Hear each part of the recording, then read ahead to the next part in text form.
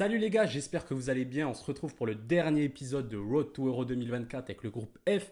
C'est parti, présentation. Celui qui représentera la Turquie, ça sera Nicolas Sarnak, le commentateur officiel de beIN Sport de la Super League turque. Et comme vous pouvez le voir sur son compte Twitter, c'est rempli de Mourinho qui vient d'arriver à Fenerbahçe. C'est un super mec, donc n'hésitez pas à vous abonner. Le représentant du Portugal, c'est Ben Fernandez, le créateur de Pelota Helvética. Et il écrit aussi des articles pour Bernabeu ou DGT. C'est un jeune journaliste émergent, il a beaucoup de scoops sur la FC Porto, mais aussi sur le Real Madrid. Donc n'hésitez pas à vous abonner, franchement c'est vraiment quali ce qu'il fait. Nicolas de Tchéquie France sera le représentant de la République tchèque, c'est le compte numéro 1 pour suivre toute l'actualité sur le football tchèque. Donc n'hésitez pas à vous abonner. Comme vous pouvez le voir, on peut voir les mouvements du mercato d'été, des joueurs tchèques. Le lien de son compte est dans la description, donc n'hésitez pas. Voilà les gars, on se retrouve pour le dernier épisode de Road to Euro 2024 avec le groupe F, celui du Portugal, de la Géorgie, de la République tchèque et de la Turquie.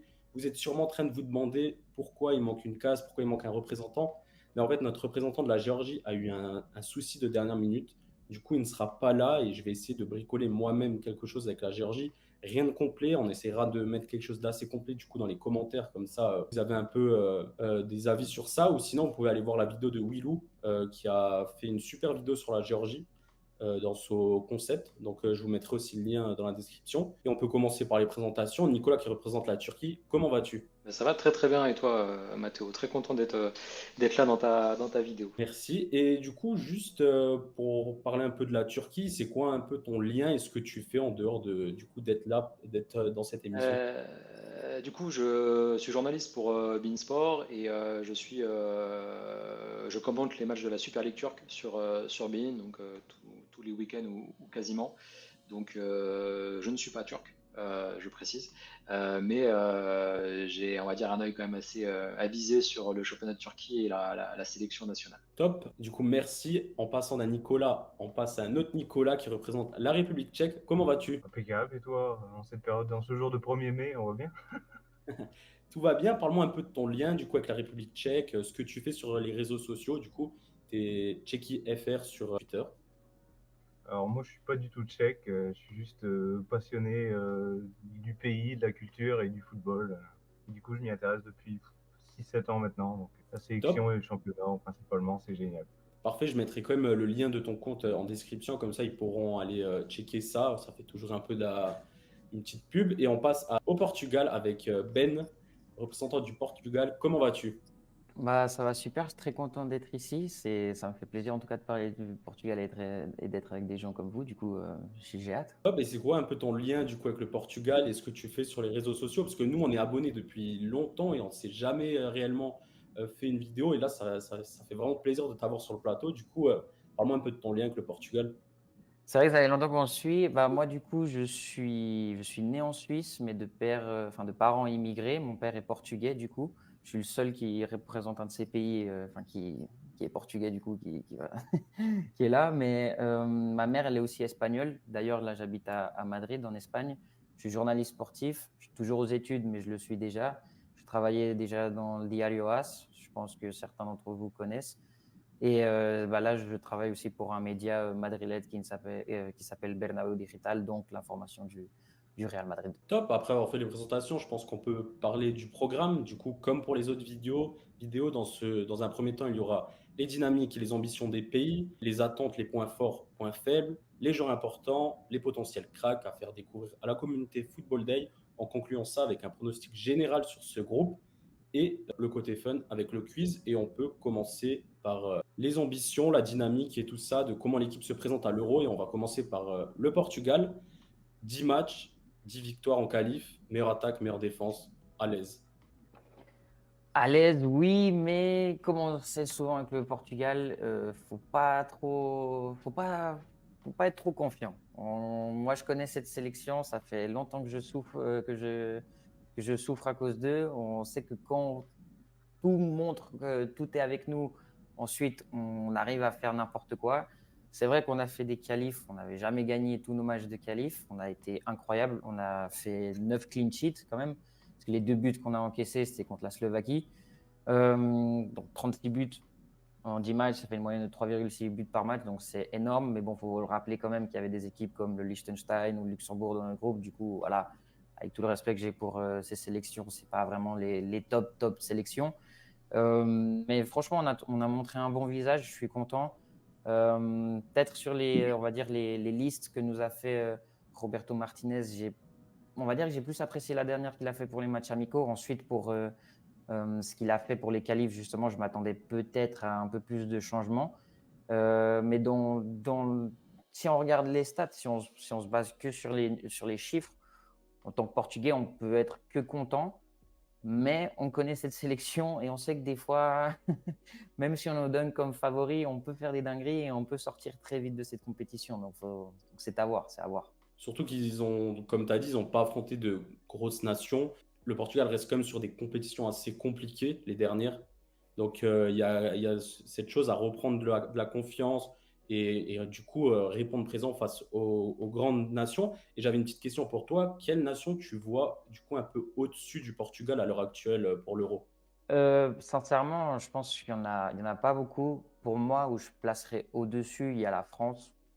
Niveau, on va dire, individuel, pour moi, la France, c'est vrai que ça reste quand même une sélection de football. Bon, donc, qui ont fait une finale quand même, qui ont fait les deux dernières finales des mondiaux. Enfin, à dire, voilà, c'est une équipe à ne pas sous-estimer quand même, avec Kylian Mbappé, des joueurs comme lui qui font la différence à n'importe quel moment dans le match. Mais aussi, j'aimerais beaucoup dire l'Angleterre. L'Angleterre, bon, finaliste de l'Euro 2021, qui a quand même fait une belle Coupe du Monde, qui a été sortie par les Français, avec justement des gars comme Harry Kane, Bellingham, qui est en train d'exploser au Real Madrid.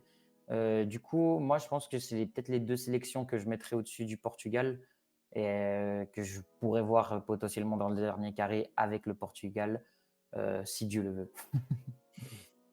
Top, du coup, on va passer à la Turquie avec Nicolas.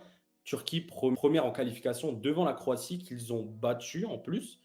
Victoire contre l'Allemagne 3-2, mais une certaine dynamique une dynamique stoppée vu la trêve et ces défaites contre, il me semble, contre l'Autriche et la Hongrie, en plus un 6-1 contre l'Autriche. Ouais, c'est un match qui a fait, enfin c'est deux matchs qui ont fait assez mal, on va dire au moral en Turquie, parce que comme tu l'as dit, les qualifs s'étaient très bien passés. Alors il y avait eu une défaite contre la Croatie au début des qualifications qui avait un peu tout remis en cause. Et puis faut quand même, enfin on va en reprendre depuis le début, mais la Turquie a changé de sélectionneur en fait en cours de route pendant les qualifications.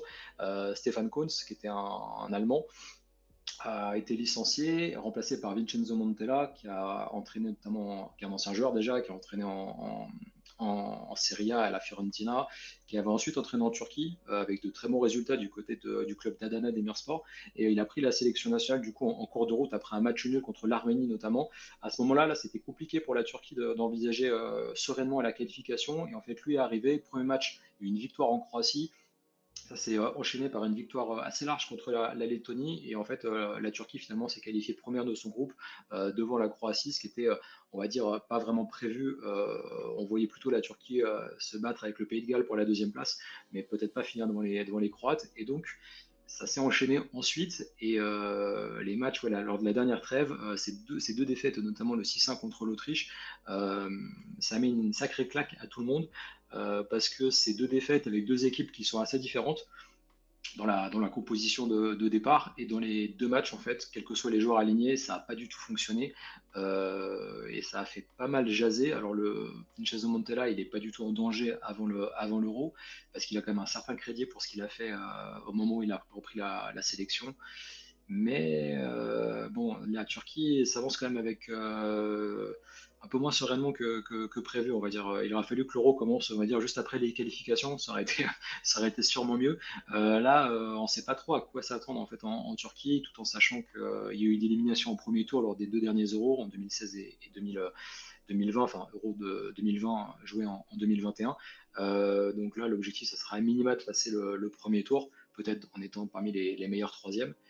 Mais on ne sait pas vraiment à quoi s'attendre avec la Turquie lors du prochain Euro, sincèrement. Un effectif ultra jeune en plus du coup pour la Turquie. Et toi qui travailles du coup dans le monde du football turc, en Turquie, on s'attend à quoi avec pour cet euro? Là, tu nous as dit au minima une troisième place, mais est-ce que c'est les mêmes attentes en Turquie du coup? Est-ce que c'est au minima ou ils veulent pousser quand même la sélection pour aller plus haut? Je sais pas du tout. En fait, le football en Turquie, c'est une affaire de passion, de gens passionnés. Et évidemment on espère aller loin dans l'Euro. Mais on a quand même conscience que c'est un effectif très très jeune, notamment en attaque. Il y a pas mal de très jeunes espoirs qui jouent déjà pour certains dans des grands clubs. On en parlait avec Ben juste avant le début de l'enregistrement, Arda Güler au Real Madrid. Mais il y a aussi Kenan Yildiz, tu es bien placé pour le savoir, côté de la Juventus. Et donc il y a aussi Semih Kılıçsoy dans cette équipe, un autre attaquant turc qui joue à Beşiktaş, très jeune, 18 ans. Et en fait, en attaque, c'est une équipe très très jeune avec et très peu d'expérience.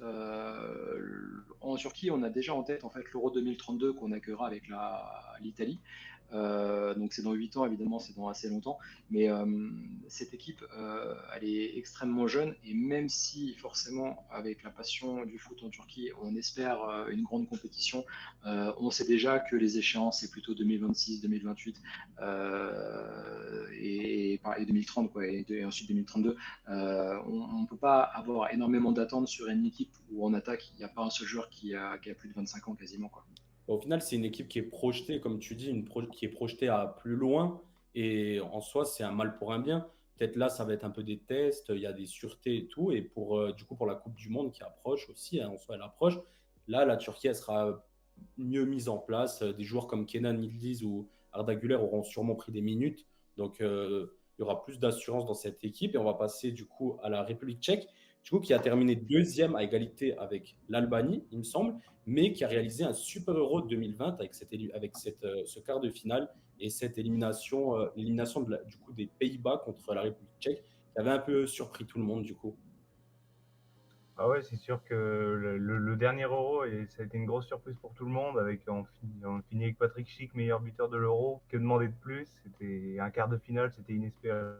Mais après, on a déjà fait des beaux parcours à l'Euro. Donc, à la rigueur, ça arrive assez régulièrement. Donc, c'est toujours une échéance importante pour les Tchèques. L'Euro, on y participe depuis l'indépendance. On est toujours à l'Euro. Donc, c'est toujours un plaisir d'y être. Il y a toujours une attente, surtout avec la règle des meilleurs troisièmes. Les huitièmes de finale, c'est toujours l'objectif au minimum. Mais du coup, la République tchèque a perdu le seul match à enjeu qu'elle avait, c'était cette défaite face à l'Albanie. Et du coup, comment toi, tu te projettes à l'Euro avec cette nation? Et aussi, comment en République tchèque, on voit la sélection tchèque? Est-ce qu'on voit un parcours comme en 2004, où elle avait surpris un peu tout le monde, ou si on est vraiment sur un groupe assez difficile avec une Turquie qui est assez émergente, qui est en train de bien évoluer, l'un des favoris du coup le Portugal, et cette Géorgie qui est un peu l'interrogation de ce groupe. Du coup, comment toi tu le sens du coup? Alors, par rapport aux qualifications, tout ça, je dirais que c'est compliqué de les prendre en compte. On a changé de sélectionneur entre-temps. Il y a eu des défaites contre l'Albanie, on ne doit pas perdre les matchs. On est la République tchèque, normalement, avec la Pologne qui était fatiguée. On doit finir premier du groupe devant l'Albanie largement. C'était clairement des erreurs de parcours avec le sélectionneur, tout ça, ça ne doit pas arriver. Du coup, on change de sélectionneur. On a 2 matchs amicaux avec le nouveau sélectionneur contre la Norvège et contre l'Arménie. Ça n'a pas été des succès. On gagne les 2 matchs, mais c'est poussif, très poussif. Je dirais qu'au niveau des attentes, aujourd'hui, il n'y en a pas énormément. On attend surtout un rajeunissement du groupe, un renouvellement du groupe. C'est vraiment l'objectif. Après, c'est les qualifications pour la Coupe du Monde. On ne s'est pas qualifié à la Coupe du Monde depuis 2006. Du coup, c'est l'objectif vraiment numéro un et l'Euro va servir vraiment de test grandeur nature pour savoir, pour créer un groupe, pour intégrer des nouvelles personnes, des nouveaux joueurs, des jeunes et puis espérer sans doute après l'espoir, ça serait vraiment une troisième place, quitte avec les meilleurs troisièmes ou une deuxième place pour espérer un huitième, voire un quart, mais un parcours héroïque comme en 2004 ou en 96, on n'y croit pas forcément. Bah, du coup, en soi, c'est aussi comme la Turquie, la nation se projette à plus loin. Du coup, il y aura beaucoup d'interrogations sur ça. On va passer à la Géorgie. J'ai pas le maillot de Kvara, donc on va essayer de dépanner ça. Moi, ce que j'avais noté sur ma fiche, du coup, ils passent les barrages en battant le Luxembourg, du coup, et après la Grèce au tir au but à 10 contre 11, qui est déjà une super perf. Willy Sagnol est le sélectionneur de la Géorgie, ça on le sait à peu près tous. En groupe, c'est 2 victoires contre Chypre, un nul contre Écosse et la Norvège. Du coup, la Norvège qui ne sera pas à l'Euro, qui est une petite surprise. C'est le premier Euro du pays en tant que pays indépendant, Avant, c'était dans l'Union soviétique, du coup, l'URSS. Ils sont montés en Ligue B de la National League 2024 et en soi, c'est la meilleure période de l'histoire du pays, je pense. Et ça, on me confirmait ça. Et ils sont 75e au classement FIFA, qui est la pire nation de l'Euro, du coup, du classement FIFA. On va passer au point fort, point faible. On va reprendre avec le Portugal. Un Portugal qui ne se trouve pas encore, qui a un léger problème dans le dispo. On ne sait pas encore comment le Portugal va être amené à jouer à l'Euro. Et tu nous l'as dit un peu avant le lancement de l'enregistrement. Tu nous as fait un petit 11 assez sympa du Portugal que toi, tu aimerais voir. Propose-nous, et si les autres représentants ont des questions sur le Portugal, j'en ai aussi préparé, donc voilà. Ok, bah tout d'abord, je vais aborder, je pense, les points faibles. Je commence par le plus polémique ou... Non, on va laisser ça pour la fin, pour le watch time quand même. On va faire ça pour le divertissement quand même. Moi, en tant que point faible, le premier que je vois, justement, je pense, c'est les dispositifs. Euh, on a eu beaucoup de changements de dispositifs, ce qui est normal en sélection nationale. En soi, c'est pas quelque chose de, on va dire, d'inhabituel qu'il y ait beaucoup de changements de dispositifs. Parce que quand même, le Portugal, en qualif, en tout cas, ils ont aligné 3 dispositifs différents. Celui qui a été le plus joué, ça a été le 3-4-3. Les 4 premiers matchs des qualifs ont été joués en 3-4-3. Ensuite, il y a eu un 4-1-3-2 qui fonctionne assez bien. Faut quand même bien le noter. Enfin, bon, sauf pour le match contre la Slovénie récemment, au match amical, on a perdu avec ce dispositif. Mais bon, en soi, tous ces dispositifs ont assez bien fonctionné parce qu'on n'a perdu aucun match. Mais comme je l'ai dit au début, les qualifs, bah, c'était contre des sélections. Voilà, on ne sait pas trop par où tirer. Et ensuite, il y a eu un dernier dispositif. On a joué 2 fois avec lui. C'était en 4-1-4-1. Moi, personnellement, je suis plus, on va dire que si je devrais opter pour un dispositif, je partirais sur un 4-3-3 qu'on n'a pas joué. Enfin, on a joué en amical avec cette compo. Franchement, j'ai kiffé. J'ai kiffé voir jouer contre la Suède, qui est quand même on va dire, pas non plus une grosse sélection, mais qui a quand même un certain niveau avec des gars comme Victor Gyökeres. Mais franchement, j'ai kiffé les voir jouer en 4-3-3 offensif. Du coup, après, je vous donnerai mon 11 type. Mais ça, pour un des points faibles, je pense que les dispositifs, c'est peut-être le plus petit des points faibles. Ensuite, un autre gros point faible que moi, je vois à cette sélection, j'en parlais avec Nicolas hors caméra avant. Je pense que c'est le côté droit du Portugal, le poste de latéral droite. Je pense qu'on n'est pas en train de, justement, avec des Diogo Dalot, Joao Cancelo, que moi je le plaçais à droite parce qu'à gauche on a Nuno Mendes et pour moi Nuno Mendes à gauche, sous aucun prétexte, on doit le bouger de sa position. Et aussi Nelson Semedo. Nelson Semedo, c'est un latéral que j'avais beaucoup aimé, mais sur les dernières années, bon, depuis le Barça et tout ça, je pense qu'on se rappelle du 8-2 malheureusement. Depuis ce match, c'est plus le même. Il a été traumatisé à vie. Je peux comprendre. Mais depuis, bon, après, chez les Wolves, il s'est refait une petite nature et tout ça. Mais franchement, pour moi, c'est pas si foufou que ça. Joao Cancelo, défensivement, cette année, c'est très, très, très compliqué. J'en parlais encore de nouveau avec Nicolas. Défensivement, comme il disait Nicolas, on a vu quelques dingueries du côté de Joao Cancelo cette saison. Ça n'a pas été foufou. Offensivement, il peut apporter quelque chose et on devrait le positionner en tant que piston. Si on devait jouer avec une défense à 3, le mettre en tant que piston, même en tant que titulaire. Pour moi, personnellement, je n'irais pas le mettre en tant que titulaire. Et ensuite, on a Diogo Dalot qui, pour moi, sur les dernières années, n'est pas foufou non plus. Avec Manchester United, il est trop irrégulier. Et donc voilà, pour moi, le point faible, ce serait aussi sur, le côté droit. Comme je l'ai dit, les latéraux, le côté droit de la sélection portugaise en défense. Ensuite, je pense qu'à tous les postes, on est assez bien garni. Donc, je pense qu'on a beaucoup de chance. Et le dernier point négatif, on va dire le point faible, c'est celui pour lequel je peux potentiellement me faire insulter dans les commentaires, mais moi, je vais défendre mes convictions jusqu'au bout. Cristiano Ronaldo. Alors, je suis un très grand fan de Cristiano Ronaldo. Comme vous voyez, j'ai son maillot ici. Pour moi, ça restera le meilleur joueur de l'histoire. Peu importe ce que vous me dites, moi, c'est mon avis. Mais le problème, c'est que Cristiano Ronaldo, quand on joue sans lui, on joue mieux. On joue plus collectif, on joue plus la possession, on se crée plus d'opportunités.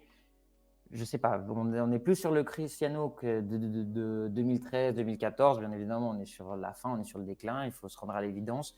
Le problème, c'est que surtout dans la communauté portugaise, il y a ceux qui l'acceptent et ceux qui ne l'acceptent pas. Du coup, Cristiano Ronaldo, c'est vrai que ça a été le meilleur buteur des qualifs.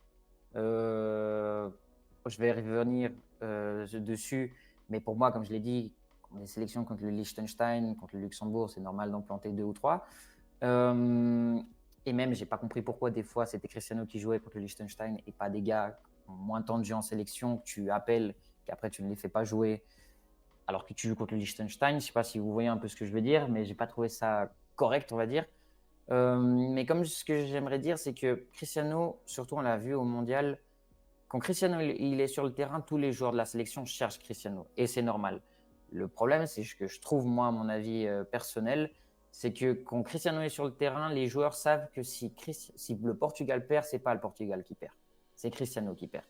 Du coup, c'est Cristiano qui doit toujours assumer les défaites de la sélection portugaise. Et il y a beaucoup de joueurs, notamment Bruno Fernandes, qui se reposent un peu trop là-dessus. Parce que c'est des joueurs comme ça qui, à mon goût, en sélection, ils sont beaucoup trop laxistes, qui prennent pas assez leurs responsabilités. Et c'est toujours Cristiano qui doit aller prendre ses responsabilités. Et quitte à en faire trop des fois, et même des fois, on a beaucoup d'options dans le jeu où on va aller chercher Cristiano qui est occupé par 3 défenseurs, tandis que sur le côté gauche ou sur le côté droit, on a tout le couloir qui est disponible et on ne va pas jouer avec eux. Pourquoi? Parce que c'est Cristiano, il faut passer le ballon à Cristiano. Tandis que quand on enlève Cristiano, je pense qu'on l'a tous vu, contre la Suisse au mondial, on enlève Cristiano, ça joue au ballon et ça plante des buts exceptionnels. Du coup, et même pendant ces qualifs, quand Cristiano n'a pas joué, on a vu la différence. Donc pour moi, Cristiano Ronaldo, ça me fait mal au cœur de le dire, ça me déchire le cœur franchement de le dire. Pour moi, c'est sur le banc. Voilà, c'est un point faible. Si on joue avec Cristiano, en phase de poule, on pourrait jouer avec lui titulaire. Ensuite, quand on va commencer les huitièmes, les quarts, qu'on va peut-être se frotter à des gros pays, avec tout le respect que j'ai pour la Turquie, la Tchéquie, bien évidemment, et pour la Géorgie. Mais si on passe et que tout d'un coup, on affronte des sélections comme, je sais pas, l'Espagne, l'Italie, la France, l'Angleterre même, je ne partirai pas avec Cristiano Ronaldo dans le 11 titulaire, personnellement. C'est super intéressant que ce que tu dis. C'était aussi une question que j'avais pour toi. Tu m'as déjà devancé sur la question des latéraux, parce que du coup, si on joue avec des latéraux, qui joue? Est-ce qu'on met Dalot à droite? Est-ce qu'on met Cancelo à gauche avec Mendes à gauche? Et aussi le petit joueur du Porto à droite qui est super intéressant. Moi, j'avais une question par rapport au milieu de terrain. Du coup, tu dis que Bruno Fernandes ne prend pas ses responsabilités avec le Portugal. Mais on sait qu'il y a un vivier énorme au Portugal. J'ai fait la liste de tous les potentiels convoqués au milieu de terrain. Il y a Bernardo Silva, Bruno Fernandes, Danilo Pereira, João Neves, Vitinha, Mhm. Palhinha, Ruben Neves. Sur un 4-3-3, du coup, on aurait 3 milieux de terrain. Toi, ça serait quoi ta sélection pour ces 3 milieux de terrain? Moi, j'ai un petit faible quand même pour João Neves, qui est super fort avec Benfica. Et ben, du coup, il y a toujours Bruno qui a son statut avec Bernardo, Ouais. qui peut aussi jouer sur un côté. Mais faut pas oublier que Palhinha est super fort en 6 du coup. Ouais, exactement. C'est ce que j'allais dire. Pour moi, Palhinha, je trouve que déjà, c'est un 6 sous-coté. Je pense que le travail qu'il a fait sur ces dernières années à Fulham, il a été incroyable. Il méritait d'aller au Bayern Munich en début de saison. Il me semble qu'il y a eu un transfert capoté du côté du Bayern Munich. Un peu de transfert dernière minute. Il était même d'ailleurs allé à Munich signer, mais il y a eu, je sais pas ce qu'il y a eu, je sais pas ce qu'il y a eu. Ça, Mais ça ça s'est c'est pas fait. en dernière minute à cause de quelques papiers qui ont été pas rendus à temps et tout ça. Un peu Ouais, des comme trucs. De Gea à l'époque. Ouais, exactement. C'était vraiment un truc bizarre, mais ça reste quand même un des milieux, si je dis pas de bêtises, j'ai pas regardé la stat, mais avec le plus de récupération en première ligue, donc c'est quand même, ça en dit long sur le joueur. Moi, au milieu, franchement, Palhinha, ça va être difficile de l'enlever en 6 parce que je voudrais bien mettre João Neves, qui João Neves pour moi est un joueur exceptionnel. Franchement, avec le Benfica cette saison, il est incroyable. Et en plus, il arrive à donner un peu cet apport offensif, même s'il joue assez bas sur le terrain. Il a un très très bon apport offensif. Et ensuite, juste devant, Palhinha, moi, Bruno, je voudrais pas le mettre, mais le problème c'est que j'irai pas mettre Mateus Nunes, j'irai pas mettre Ruben Neves non plus. Du coup, je pense que la meilleure option resterait Bruno avec Vitinha qui, pour moi, fait une saison incroyable au PSG. Luis Enrique l'avait dit hier, d'ailleurs, en conférence de presse, que peut-être, je ne sais pas si pour moi, c'est un des meilleurs milieux du monde. Mes couleurs portistes, mes origines de Porto et tout ça me trahiraient. J'essaie d'être objectif. Il est sur le bon chemin et il est en train de faire une très, très, très belle saison.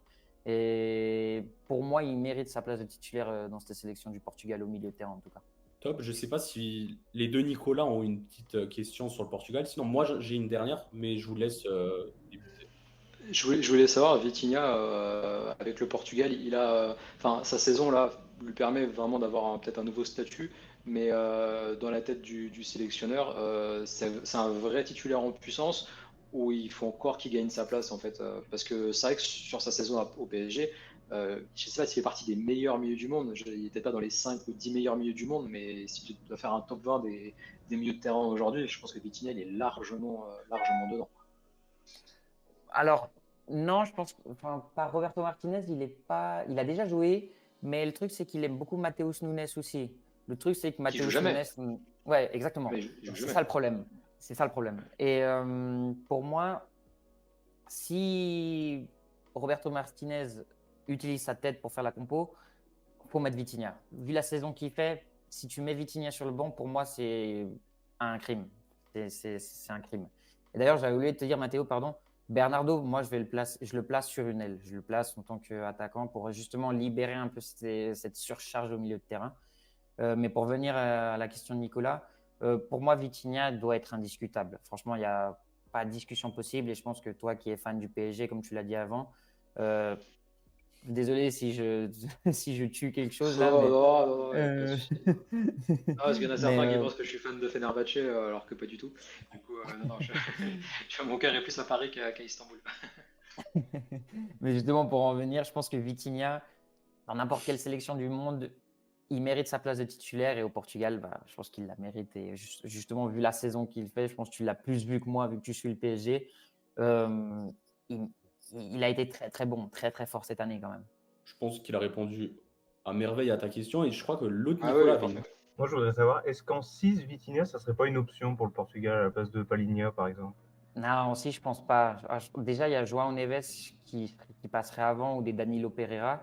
Même Danilo Pereira peut être remis défenseur central. Je vois ta tête, Nicolas, mais après, en sélection, Danilo Pereira jouait en 6 Ouais, au ça, Portugal. ouais, je sais qu'il Et a beaucoup de c'était. crédit, Danilo. Bah, a raison, hein, c'est un très, très, enfin, il a fait des sacrées performances, que ce soit au PSG ou au Portugal, mais c'est pas le même Mhm. profil, on va dire, quoi. Ouais, exactement. C'est deux styles de joueurs, mais après, Vitinha en tant que 6, à mon avis, trop faible peut-être physiquement, dans le sens où on a peut-être besoin d'un grand gaillard, justement Palhinha. Après, João Neves n'est pas un grand gaillard, mais on va dire que niveau carrure, il est plus imposant que Vitinha. Vitinha, il est plus fugueux peut-être. Enfin, il est plus dans la création et tout ça. Tandis que des gars comme Palhinha, on en a besoin pour justement relancer le jeu, les récupérations. C'est vraiment, je pense que en tout cas, Vitinha en 6, même à Porto, il n'a jamais joué en tant que 6.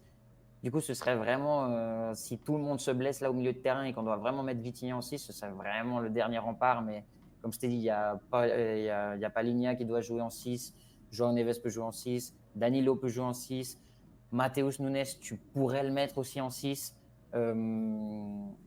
Vitinha, je pense que c'est impossible en 6. Moi, j'avais une dernière question en tant que très grand suiveur du coup de Serie A, en étant italien, italo-français.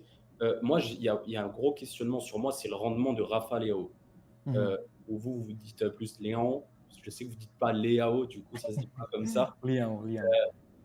Parce que du coup, Philippe Jonin essaye à le dire à la façon portugaise quand je regarde les matchs de Milan. Et grosse force du coup à Philippe Jonin et à Greg Pesté qui sont des super commentateurs de Serie A. Et juste, moi, c'était pour ça le rendement. Est-ce qu'il y a des discussions aussi au Portugal de Léao qui peut du coup perdre sa place de titulaire sur les côtés parce qu'avec Milan en soi, cette année, honnêtement, il faut se le dire, il n'a pas été convaincant du tout, comme beaucoup de joueurs de l'AC Milan, et qui était normalement la tête de l'équipe, la tête d'affiche de l'équipe, et qui n'a vraiment pas répondu aux attentes qu'on avait envers lui. Ça parlait déjà des transferts au Paris Saint-Germain, 120 millions, 150 millions, tatati tatata. Voilà, c'est juste un peu parler du rendement de Léao en sélection.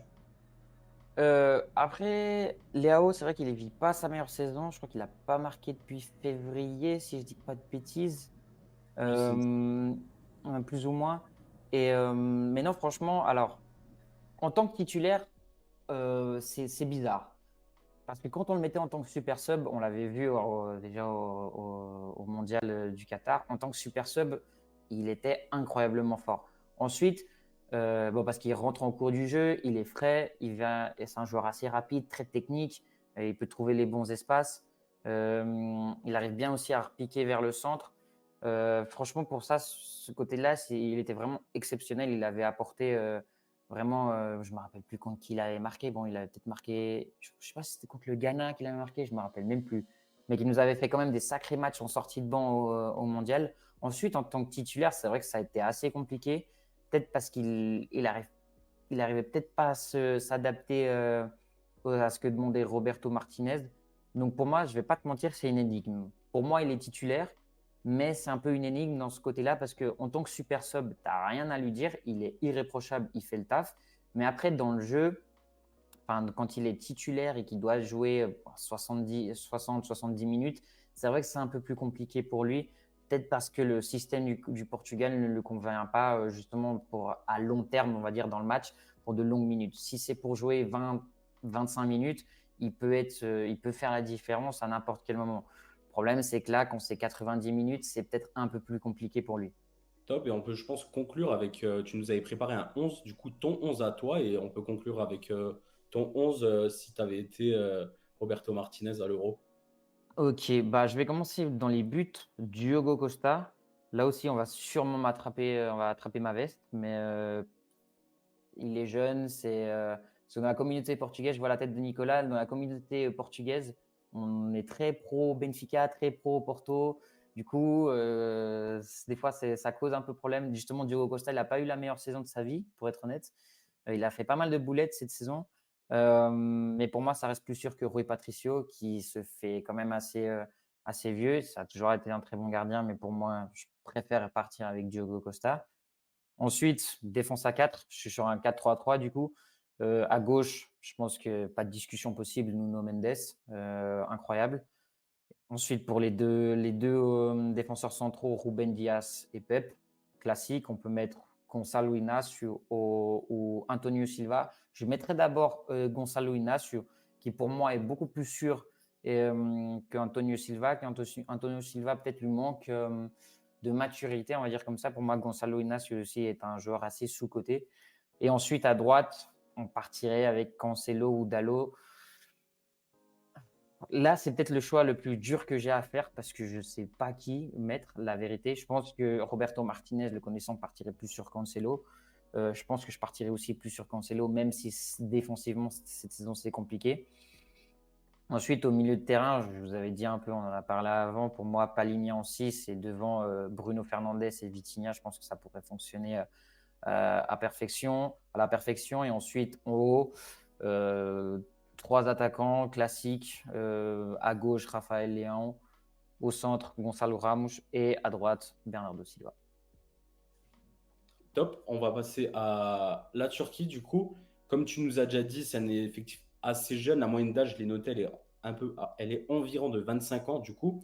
Un secteur offensif ultra jeune.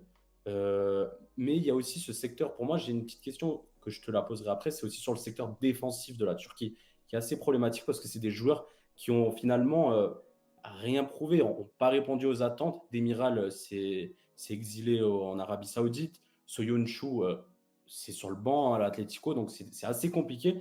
Du coup, parle-nous un peu des points forts, points faibles du coach, ce que tu attends aussi de Vincenzo Montella et un peu du style de Montella, du coup. Du coup, quand tu nous as parlé de la vidéo et de la petite préparation à faire, je me suis mis du coup à noter les forces et les faiblesses. Et j'ai trouvé beaucoup plus de faiblesses que de forces pour la Turquie. Donc je vais commencer par les faiblesses, on en a déjà un peu parlé. Groupe très inexpérimenté en attaque. On va citer Arda Güler, donc 19 ans. Kenan Yildiz, qui a 18 ans, qui en aura 19 avant l'Euro. Il aura 19 ans en mai exactement, en fin mai, je crois.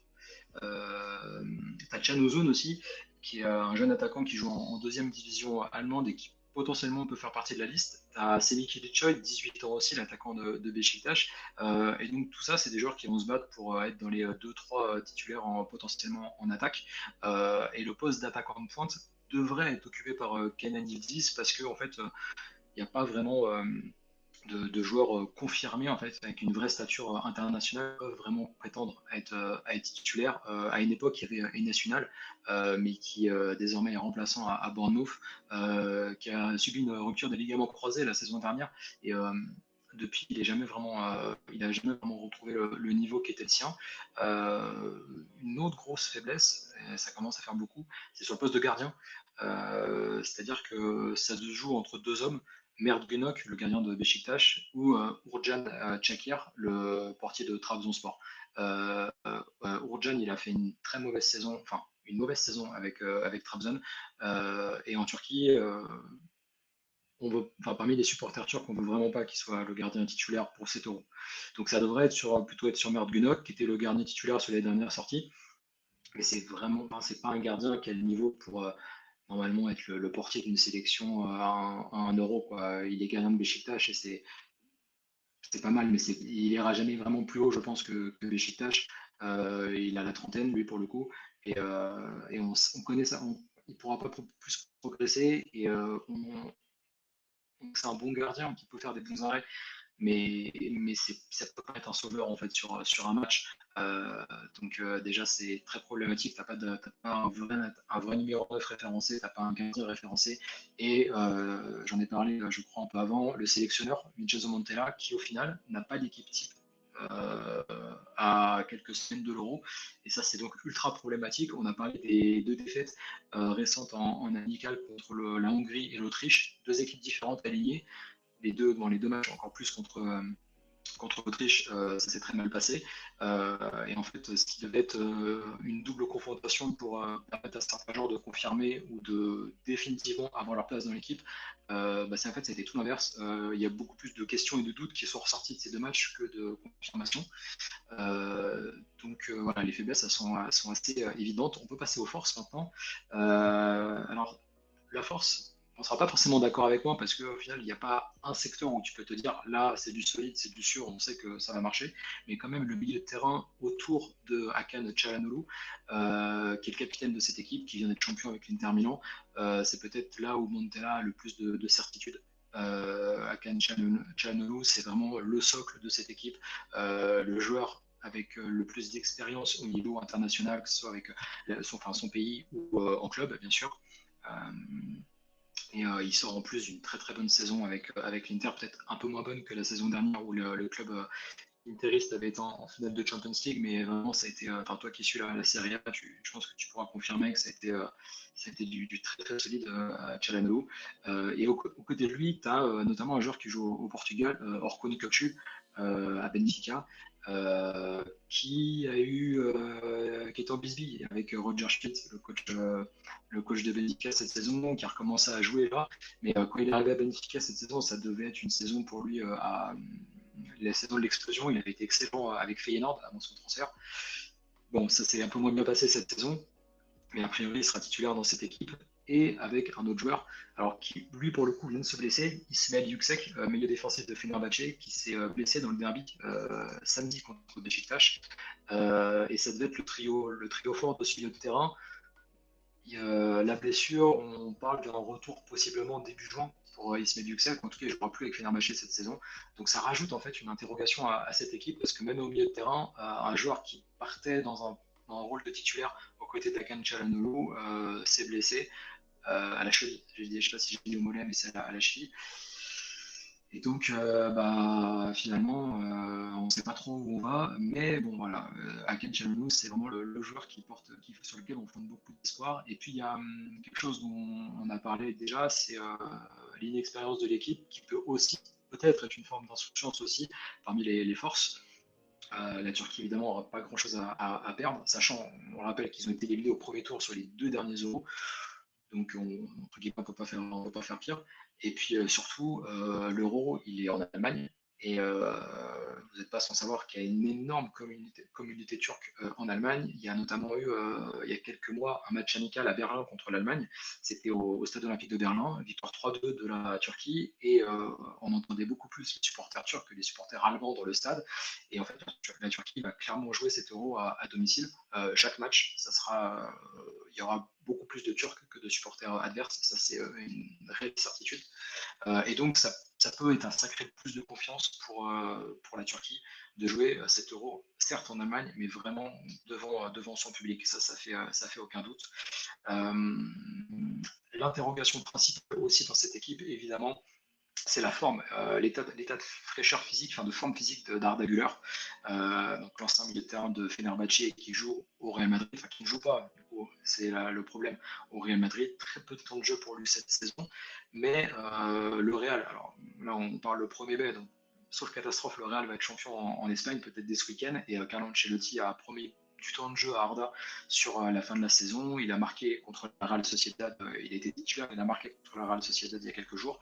Il faut espérer qu'il joue au moins une grosse heure de jeu sur les 3 derniers matchs de championnat pour arriver à un état de forme à peu près convenable d'ici l'Euro, parce que Arda, c'est le joueur le plus talentueux de cette sélection, ça fait aucun doute. C'est le plus gros transfert de l'histoire du football turc, déjà, quand il a signé au Real Madrid, et potentiellement, c'est un joueur qui peut être extraordinaire si on lui laisse un peu de temps. Un pied gauche formidable, une vision du jeu, un caractère aussi. Il a 18 ans, à 19 ans, mais c'est un joueur qui a beaucoup de caractère sur le terrain. Et ça, c'est quand même très important. Et voilà, et si Arda Güler est bon pour la Turquie, ça devrait passer le premier tour. Mais voilà, c'est la grande interrogation de cette sélection, c'est donc quel niveau aura Arda Güler sur le terrain. Moi, je te parlais du coup de la défense la Ouais, Turquie ont beaucoup de joueurs qui n'ont pas répondu aux attentes. Soyuncu, Ozan Kabak, Demiral finalement. Moi, je l'ai vu en Italie, il était stratosphérique avec la Juve. J'adorais ce joueur. ouais, Avec ouais, l'Atalanta, il ouais. était super bon. Mais il y a ce transfert du coup en Arabie Saoudite. J'avais un peu la même question pour l'Espagne avec Laporte qui s'est exilé en Arabie Saoudite. Finalement, il joue pas des compétitions européennes. On va pas se le cacher, c'est un niveau quand même moins élevé que le football européen, l'Arabie Saoudite. Est-ce qu'il y a, il y a de Est-ce que pour toi, il y a quand même des interrogations pour la défense du coup de la Turquie, Ah, même si avec la Turquie? a un petit problème de connexion là, je sais pas si vous m'entendez. Ouais, on Ouais. t'entend. Il y a oui, effectivement, avec la défense centrale, notamment. C'est-à-dire que, comme tu l'as dit, Merih Demiral, qui normalement est un titulaire dans cette équipe, est parti dans le golf. Donc, concrètement, on ne peut pas savoir quel niveau il aura sur la compétition. Et donc, ça pourrait lui faire perdre sa place de titulaire. Il était titulaire hein, sur les derniers matchs. Normalement, c'est un titulaire dans cette équipe aux côtés d'Abdülkerim Bardakci, qui est défenseur central de Galatasaray, qui a fait une très bonne campagne de Ligue des Champions avec les Lions sur la phase de poule. Normalement, ça devrait être la charnière titulaire de Montella, mais c'est vrai que ce soit Ozan Kabak, Demiral, il y a un joueur Samet Akaïdine aussi, qui est potentiellement un joueur qui pourrait être dans la liste. C'est des joueurs qui vraiment pas les références pour être titulaire à l'Euro. Un joueur en Espagne que Ben connaît peut-être un peu, Cenk Özkaçar à Valence, lui aussi devrait être dans la sélection. Mais voilà, comme je disais, Montella, il n'a pas d'équipe type et c'est ça qu'en défense, la défense centrale, il n'y a vraiment pas de certitude. Euh, J'en parlerai juste après pour la compo d'équipe. Moi, si j'étais Montella, je partirais sur une charnière Abdülkerim Bardakci et Kanayan, qui joue à Sassuolo avant, qui joue à Galatasaray désormais, et il joue du coup avec Abdülkerim à Istanbul. Ils ont rarement joué ensemble en défense centrale parce que Kanayan à la base c'est plutôt un milieu de terrain défensif qu'Okan Buruk, le coach de Galatasaray, utilise un peu partout sur le terrain, des fois latéral gauche, des fois latéral droit, mais il sait aussi jouer en défense centrale.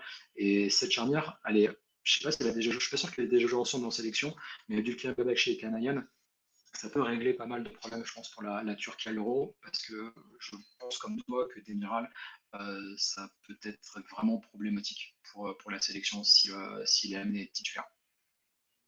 Bah, moi, j'ai plus de questions pour toi. Je pense qu'on va partir sur ton 11 tips, à moins que Ben Ouais. ou Nicolas, République tchèque, on va l'appeler, ont des questions sur la Turquie.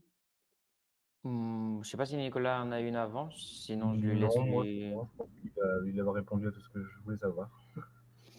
Moi, je voulais juste parler justement de Arda Güler, qui est un joueur que je suis beaucoup, que j'apprécie énormément. Déjà, ce qu'on dit à Madrid de lui, déjà, c'est qu'il a une éthique de travail phénoménale. Du coup, on va dire ce qui s'est arrivé cet été, cet été, pardon, cette saison avec le Real Madrid, c'est vrai que je pensais pas que ça allait être aussi tragique, entre guillemets. Je dis tragique, je crois que j'utilise les grands mots. Mais c'est vrai que, en tout cas, de ce qui se dit au Real Madrid, c'est que à l'entraînement, Arda Güler, c'est un des meilleurs joueurs du Real Madrid. Et là, ça, c'est ce qui se dit souvent à Valdebebas. Bon, j'avais perdu le nom là. Mais moi, ma question pour Nico, c'est tu vois quel rôle pour Arda dans cette équipe, justement? Tu le vois comment? C'est-à-dire sur le terrain ou c'est quoi Ouais, sur le terrain, mais aussi en termes de peut-être de leadership ou je sais pas, comme tu veux. faut savoir que c'est un joueur qui a finalement explosé il y a pas si longtemps parce qu'en fait il est devenu titulaire en professionnel avec Fenerbahçe du coup il y a de ça un an et demi, c'est-à-dire que là on joue en février 2 ans. Ça fait 2 ans en fait qu'il est devenu un titulaire en tant que footballeur professionnel. Avant il jouait remplaçant, enfin il était remplaçant et il avait très peu de temps de jeu. Son transfert au Real Madrid, ça a accéléré sa carrière, je pense un peu trop vite pour lui. Ça lui aurait pas fait de mal de rester un peu plus longtemps à Fener, même si du côté de Fenerbahçe, on souhaitait le vendre parce qu'on savait qu'il allait avoir un gros chèque et que ça allait assainir un peu les finances du club. Lui, de toute façon, il voulait partir. On l'a pas forcé à partir. C'est vraiment lui qui voulait y aller. Il avait des propositions d'à peu près tous les grands clubs européens, que ce soit en Italie, du côté de Milan. Le Barça le voulait. Xavi l'a confirmé encore récemment. Évidemment, le Real Madrid. Du côté du Paris Saint-Germain, a priori, on était aussi intéressé. Lui, il voulait absolument le Real. Je pense que c'était pas forcément le meilleur choix, en tout cas tout de suite.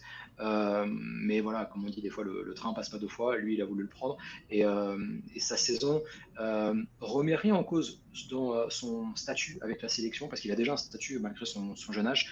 Ça remet rien en cause parce qu'en fait, on sait que la Turquie n'ira nulle part, en tout cas vraiment pas très loin, sans un grand Arda Güler. Donc en fait, on est obligé d'espérer en Turquie qu'il va faire une grande compétition et qu'il aura qu'un problème vis-à-vis de son temps de jeu, parce que si lui n'est pas bon, ça passera pas pour la sélection. Après, sur le terrain, euh, moi, je vais te donner juste après ma composition d'équipe. Je vois plutôt dans un rôle de numéro 10, mais il faut savoir qu'il peut aussi jouer décalé sur le côté droit et rentrer du coup vers le cœur du jeu sur son pied gauche.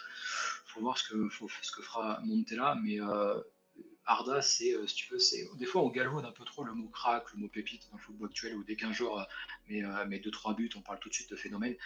Arda, vraiment, je pense, c'est un très très grand phénomène et l'un des plus grands espoirs du football mondial. Quand tu es recruté, alors à l'époque il avait 18 ans, quand tu es recruté à 18 ans par le Real Madrid qui met plus de 20 millions d'euros sur toi, c'est qu'il y a des raisons. Après, on ne va pas oublier qu'il n'a pas joué au Real Madrid parce qu'il a été blessé, parce que à son poste, il y a quelqu'un qui s'appelle Jude Bellingham qui sera peut-être le prochain Ballon d'Or, et que c'était pas non plus prévu au Real Madrid que Jude Bellingham fasse une saison aussi stratosphérique et qu'il marque autant de buts et qu'il soit autant décisif. Et que après Jude Bellingham, il y a un autre joueur qui est remplaçant qui s'appelle Brahim Diaz, qui serait titulaire dans un paquet de clubs en Europe aujourd'hui. Et après Brahim Diaz, il y a Arda Güler. Donc c'est pas simple de gratter du temps de jeu, et même s'il s'était pas blessé, je pense pas qu'il aurait énormément joué de toute façon cette année au Real. La meilleure chose pour lui, ça aurait été d'être prêté. Il a peut-être pas voulu partir. Le Real le prêtera certainement cet été, ça c'est une quasi-certitude. Mais en tout cas, avec la Turquie, il y a Hakan Çalhanoğlu qui est le joueur avec de l'expérience au milieu de terrain, mais Arda, ça doit être le leader technique et le créateur et l'étincelle en fait de cette formation. Moi, je vais un peu copier la question du coup de Ben et du coup, c'est assez personnel. Du coup, comment est vu du coup Kenan Yıldız aussi en Turquie? Parce que quand on parle Arda Güler, du coup Arda Güler, pardon, en Turquie, on parle aussi de Kenan Yıldız, du coup qui était, il faut le rappeler, formé au Bayern, qui a après signé dans les jeunes de la Juve et là il a été mis dans le grand bain cette saison. Du coup, je voulais savoir à peu près toi comment tu ressens Kenan Yıldız avec cette sélection et son apport dans le jeu. Toi, tu nous as parlé d'un poste de numéro 9. il joue pas réellement à la Juve en tant que numéro 9 avec Dusan Vlahovic et tout. Généralement, il rentre plutôt à la place de Chiesa, du coup, sur un côté, pour il rentre sur son pied droit, etc. On sait comment ça fonctionne, ces ailiers modernes, quoi. Du Ouais. coup, son apport et ce que tu en penses, en fait, Bah, comme ils le disent. moi, je le vois dans l'axe avec la Turquie parce qu'en fait, à gauche, la place a priori est déjà prise par Kerem Aktürkoğlu, qui est un joueur de Galatasaray, qui lui a 24 ans ou 25 ans, si je dis pas de bêtises, et c'est un des rares joueurs de cette équipe à avoir quand même un peu d'expérience. Et donc, je vois pas du tout Montella partir avec Arda 19 ans, Kenan 18 ans, tu vois, et un autre joueur de 18 ans en attaque, ça me paraît impossible. Et du coup, Kenan Yildiz. Les Turcs en Turquie, c'est. Alors évidemment, il a peut-être un tout petit peu moins d'aura que Arda Güler, parce qu'en fait, Arda, on l'a vu grandir en fait à Fenerbahçe, bon, même les supporters de Galatasaray, si tu veux, adorent, enfin encore plus depuis qu'il est parti, bien sûr, mais adorent Arda Güler. Kenan Diz, c'est pas exactement la même chose, mais les Turcs l'adorent. À chaque fois que Kenan rentre en jeu, si tu veux, sur Twitter, toute la twittosphère turque s'enflamme. En fait, on suit chaque minute qu'il a en temps de jeu avec la Juve. Au début de la saison, et c'était pas vraiment sûr qu'il rentre dans les plans d'Allegri. Et en fait, assez vite, il est rentré en cours de match. Je crois qu'il a marqué un but cette saison en Serie A, si je dis pas de bêtises, peut-être deux, mais il me semble que c'est un but. Donc au final, c'est très peu, hein. On s'enflamme sur un joueur qui on a marqué qu'un but dans la saison, mais il a des fulgurances techniques, Kenan, qui laissent vraiment les supporters rêveurs. Et on a beaucoup d'attentes sur lui, mais il y a peut-être aussi moins de pression parce que c'est sa première vraie saison en fait, si tu veux, au haut niveau, Kenan, alors que Arda a déjà un peu plus de bagages derrière lui. Mais Kenan, moi je le vois titulaire dans cette équipe. On verra si ça sera en pointe ou pas. Là, c'est vrai qu'à la Juve, il joue plutôt dans un couloir à gauche quand il rentre. Et c'est vrai qu'il a des qualités de percussion qui vont assez bien à ce poste. Mais le fait qu'il y ait très peu de numéro 9 dans la sélection qui donne satisfaction, peuvent laisser à penser qu'il aura peut-être sa chance à la pointe de l'attaque. Après, c'est des joueurs qui ont qui ont très très peu joué ensemble entre Kenan et ils ont joué en équipe de jeunes ensemble avec la Turquie, mais avec la sélection nationale, Kenan Yildiz et Arda Güler, je sais même pas s'ils ont deux matchs ensemble de bout en bout, quoi, tu vois. Mais on peut conclure avec du coup ton 11, tu vas nous en parler. Allez, On est déjà impatient de savoir ton 11. Du coup, ouais, alors, du coup, j'en ai un peu parlé. Donc, en gardien de but, on partira sur un 4-3-3. Enfin, un 4-2-3-1, pardon. Plutôt un 4-2-3-1. C'est la tactique de Vincenzo Montella. Et il n'y aura pas de défense à 3. Ça, c'est à peu près sûr, sauf énorme renversement, mais ça semble impossible. Du coup, Mert Günok, le gardien de Beşiktaş dans les buts. À droite, Zeki Çelik, l'ancien Lillois qui joue désormais à la Roma, dont les prestations sont très rarement convaincantes avec la sélection nationale. Le problème, c'est qu'on n'a pas vraiment mieux que lui. Donc il sera titulaire dans cette équipe. En défense, je suis parti du coup sur un duo Kanayan Abdülkerim Badakshi, les deux joueurs de Galatasaray. Il faut savoir qu'Abdülkerim, c'est un joueur qui était a priori suivi assez fortement par le Bayern Munich ces derniers temps. Et ça peut être un joueur c'est un joueur qui a 28 ans, donc il a déjà, c'est pas que sa carrière derrière lui, mais c'est pas un jeune prometteur, mais il pourrait être une révélation à l'Euro. Euh, à gauche, en défense, Ferdi Kadioglu, latéral de Fenerbahçe, qui est moi mon joueur coup de cœur de cette sélection. À la base, c'est un ailier qui est devenu latéral. Euh, et vous le verrez à l'Euro, il peut jouer à peu près partout. C'est un latéral gauche qui est droitier et donc qui rentre souvent dans le cœur du jeu pour aider au milieu de terrain. Ça se voit de plus en plus dans les grandes équipes. Et a priori, Ferdi jouera dans une grande équipe la saison prochaine parce qu'il devrait être recruté par Arsenal ou le Napoli. Le transfert est quasiment fait, mais il y a de très très grandes chances que Ferdi Kayulu joue dans l'une de ces deux équipes la saison prochaine. Au milieu de terrain, du coup, comme on dit désormais, un double pivot. Je ne sais pas si ça veut dire grand-chose cette expression, mais voilà, au moins tout le monde la comprend. Avec Orkun Kökçü et Hakan Çalhanoğlu.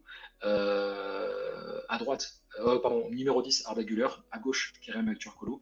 À droite, Irfan Can Kahveci, un ailier de Fenerbahçe qui fait une fin de saison extraordinaire, qui empile les buts. Et lui, c'est pareil, un joueur de 28 ans qui a un pied gauche sensationnel, notamment sur coup franc et sur les frappes de loin. Et puis en attaque, j'ai décidé de mettre Kenan Yildiz, donc le jeune attaquant de la Juventus. Du coup, merci beaucoup pour ton 11. On le fera apparaître sur la vidéo. On passe à Nicolas, du coup, pour la République tchèque. Une équipe qui a, comme la Turquie, une moyenne d'âge de 25 ans, qui a une forte dimension physique. Devant, l'attaque est assez expérimentée. Comment tu vois, du coup, les points forts, points faibles de cette République tchèque et ton ressenti personnel sur cette sélection? Alors les points faibles, je pense, c'est comme pour la Turquie, on en a énormément. Je pense que niveau du groupe, il y a beaucoup d'incertitudes sur les joueurs, sur le 11. On connaît pas grand-chose. On vient de changer de sélectionneur. Ivan Hacek est arrivé il a fait 2 matchs. Il a essayé plusieurs systèmes en 4-2-3-1 et en 3-5-2. Il n'y a pas vraiment de, pour l'instant, c'est un flou total, global sur les joueurs. Il n'y a pas de 11, il y a pas de certitude globalement. C'est compliqué. Le poste de gardien, il y a un duel pour l'instant entre Matej Kovarj de Leverkusen, qui fait une super saison, notamment en Europa League, et Jindřich Staniek, qui est au Slavia, qui s'est imposé, qui est arrivé cet hiver. C'est vraiment un duel. À droite, on a un problème aussi, c'est que Soufal, qui est le titulaire et qui est un cadre normalement de l'effectif qui est à West Ham, a eu des problèmes de comportement. Il est sorti en boîte la veille du match contre la Moldavie. Il est pour l'instant puni de sélection. Du coup, est-ce qu'il reviendra, est-ce qu'il reviendra pas? C'est compliqué alors que ça doit être un titulaire indiscutable en sélection. Donc, au niveau des joueurs, on ne sait pas trop. Il y a un autre problème aussi, c'est la forme des joueurs. On a beaucoup de joueurs qui sont aujourd'hui dans le top 5 européen, dans les championnats du top 5 européen, qui jouent pas beaucoup. Je pense Barak en Serie A, on voit avec la Fiorentina, il a très peu de temps de jeu. Patrick Schick, ça alterne. Il a eu beaucoup de temps de jeu avec Leverkusen, avec la blessure de Boniface, mais maintenant qu'il est revenu, Boniface, bah, Patrick Schick, il est un peu reparti sur le banc. David Juracek à Offenheim, qui était prêté par Benfica. Ça s'est très mal passé à Benfica, notamment parce que Roger Schmidt, on ne sait pas trop pourquoi il voulait. Apparemment, il ne voulait pas forcément, mais du coup, à Offenheim, ça se passe pas forcément non plus. Il est mis sur le banc, il n'a pas beaucoup de temps de jeu non plus. Donc ça, c'est un gros problème surtout au niveau des offensifs. Je pense que quand on regarde les 4-5 joueurs qui peuvent être sélectionnés, il y en a très peu qui ont du temps de jeu. Les seuls qui ont beaucoup de temps de jeu sont ceux qui jouent dans le championnat local, en République tchèque. Et le niveau je ne vais pas dire qu'il est mauvais quand même, mais on est loin d'être sur des grands standards européens. Donc à ce niveau-là, c'est vraiment l'inconnu. Je pense que, ouais, et puis, ouais, la forme des joueurs, les performances des joueurs sont pas trop connues. Je pense qu'on a un bon secteur défensif. À ce niveau-là, ils sont installés, ils sont en club, ils jouent. Il y en a, bah, en même temps, ils viennent quasiment tous du championnat local, donc ils sont installés, ils jouent. Et ça, c'est un gros point fort sur lequel on peut s'appuyer. Après, c'est sûr qu'en point faible, le fait d'avoir changé de sélectionneur, je pense que ça aide pas non plus. Il y a beaucoup de joueurs qui commencent seulement à être appelés dû au fait que on change de sélectionneur, on veut recréer un groupe, et il y a des joueurs qui ont connu leur première sélection là, il y a un mois. C'est un peu embêtant quand même pour attaquer un euro, je pense. Après, oui, je pense qu'au niveau formation, dispositif, oui, c'est un problème aussi. On ne sait pas trop. Est-ce qu'on va partir sur une défense à 4, une défense à 3? Ce ne seraient pas les mêmes joueurs utilisés, ça ne serait pas la même manière de jouer. C'est embêtant. Après, au niveau des points forts, je pense qu'on a malgré tout des bonnes individualités. On a des bons joueurs, du talent un peu partout. Je pense à Adam Lošek de Leverkusen, qui est assez connu. Matej Juracek du Slavia, il va exploser, c'est certain. Après, on a des cadres. Thomas Souček, qui est capitaine, lui, il joue tous les matchs à West Ham. Je ne sais pas comment il fait, mais il enchaîne 90 minutes sur 90 minutes depuis 4 saisons. C'est inhumain. Il est capitaine de la sélection. Je pense que lui, c'est vraiment l'élément stable, l'élément fort de l'équipe. Et après, oui, je pense qu'en termes de points forts, après, je pense que le fait qu'on ne sache pas vraiment se situer, ça peut être un point fort aussi. Parce que les sélections adverses ne peuvent pas vraiment nous juger. On a 2 matchs avec le nouvel entraîneur. C'est dur de se dire qu'il n'y a pas de certitude. Du coup, qui va jouer, qui ne va pas jouer, comment analyser l'équipe, c'est compliqué, justement, même pour nos adversaires. Surtout il y a les deux matchs amicaux encore avant l'Euro ils seront super décisifs pour les nations. Après, il ne faut pas oublier que des sélectionneurs sont des sélectionneurs, ils sélectionnent des joueurs. C'est hyper difficile de mettre une tactique en place, de mettre un jeu en place et tout. Donc, c'est assez compliqué, surtout que tu nous expliques comme quoi il est arrivé il n'y a pas si longtemps. Mais tu en as parlé de beaucoup de joueurs qui jouent dans le championnat local. Ça peut être quand même une force pour une nation. On sait que la Turquie a aussi beaucoup de joueurs qui jouent dans les championnats locaux, du coup, le championnat local. Le Portugal, Ben nous disait comme quoi on aime bien beaucoup d'avoir des joueurs de Benfica, Porto, etc. Ça peut être une force. Vous, du coup, pour la République tchèque, moi j'ai noté sur le dernier rassemblement 8 joueurs du Slavia Prague. Ça reste une force. Ils sont habitués à jouer ensemble et c'est quelque chose d'important. Par rapport à des nations, par exemple, je peux prendre l'exemple de l'Angleterre. Non, pas du tout de l'Angleterre, mais du coup la Belgique qui ont des joueurs qui jouent beaucoup à l'étranger et tout ça. Voilà, même la France en soi, qui a peu de joueurs qui jouent en France, ça peut être un point négatif. Mais vous, en soi, c'est un point positif. Et du coup, est-ce que dans le vestiaire, ça s'entend bien, Slavia, Sparta? On sait qu'il y a quand même une certaine grosse rivalité. Du coup, est-ce qu'il y a jamais eu de problème? Tu nous parlais de Koufal qui a eu un mauvais comportement après être sorti en boîte après le match. Comment ça se passe du coup intérieurement dans le vestiaire de la République tchèque? Alors, dans le vestiaire, globalement, les soucis, la rivalité Sparta-Slavia, elle se fait pas trop ressentir. Il y a des groupes, malgré tout, les joueurs du Sparta aiment bien rester ensemble, les joueurs du Slavia aiment bien rester ensemble. Mais pour la plupart, ils se connaissent, ils s'affrontent 2, 3, 4 fois par an. Ça leur pose pas de soucis. Ils s'entendent tous très bien, globalement. Et puis même les joueurs qui viennent en dehors, qui sont tous passés normalement par le Sparta et le Slavia, c'est les deux plus gros clubs en République tchèque. Donc il n'y a aucun problème là-dessus. Je pense qu'ils s'entendent tous bien. Le groupe vit bien globalement. À part ces soucis extra sportifs, si je puis dire, le groupe vit bien. Il n'y a pas de mésentente, il n'y a pas de dispute. Bah, du coup, merci pour cette analyse. Je vais en faire une rapide sur les points forts et les points faibles de la Géorgie. Une nouvelle fois, je ne suis pas expert de la Géorgie, donc je vais vraiment faire avec mes notes. Du coup, j'ai mis comme quoi c'était une équipe qui va chercher énormément à défendre en comptant sur les arrêts de Mamardashvili, du coup le gardien qui a été expulsé contre le Barça.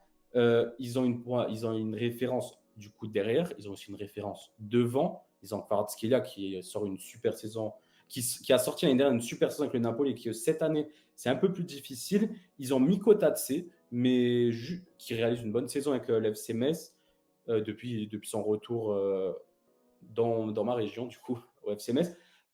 Sauf que le problème, c'est que si Zivatse a toujours joué titulaire devant lui, du coup, ça va être une petite interrogation. Est-ce que Miko Tatse pourra prendre cette place? Et du coup, j'ai aussi noté qualité physique et fraîcheur. Nation en progression, mais la défense reste assez légère. C'est rare qu'une petite nation ait des problèmes derrière. Généralement, c'est toujours devant ou au milieu de terrain qui ont des problèmes. Bon, après avoir fait cette analyse moyenne quoi, de la Géorgie, on va passer aux joueurs importants. Et si vous avez des cracks à proposer, ben, on peut repartir par Nicolas de la République tchèque. Du coup, tu nous parlais de Souček, Koufal qui doit être normalement le cadre aussi. Du coup, pour toi, c'est qui les trois cadres? Et si tu as un petit joueur sympa à nous proposer à la Community Football Day, ça fait toujours plaisir. Alors les 3-4 pour moi, le numéro un, ça reste Thomas Souček, capitaine, titulaire à West Ham. En temps de jeu, c'est le joueur qui joue le plus avec son club. Il a une. Bon, techniquement, c'est pas le meilleur, mais c'est un guerrier. Il a une mentalité. C'est top d'avoir un joueur comme ça dans son équipe. Il va au duel, il n'a jamais rien. Je pense que d'ailleurs, il avait pris des sacrés coups de crampon contre la Pologne. Il avait été bien traumatisé au niveau de son visage. Ouais, il a jamais rien. C'est vraiment le joueur, je pense, cadre de l'effectif. Il n'y a aucun doute là-dessus. Après, je pense qu'en leader technique, il faudra vraiment Anthony Barak qui doit vraiment prendre ce côté leader technique. C'est sans doute un des joueurs les plus précis à son poste en numéro 10. Il a vraiment des qualités. Bon, il a un peu cette nonchalance aussi quand on le regarde jouer. Il fait pas les efforts défensifs, tout ça. Il les fait pas forcément toujours, mais techniquement, c'est très propre. Et il doit prendre normalement les clés du jeu de la République tchèque en main. Il doit ressortir les ballons, doit créer des occasions. Ça doit être l'élément offensif important.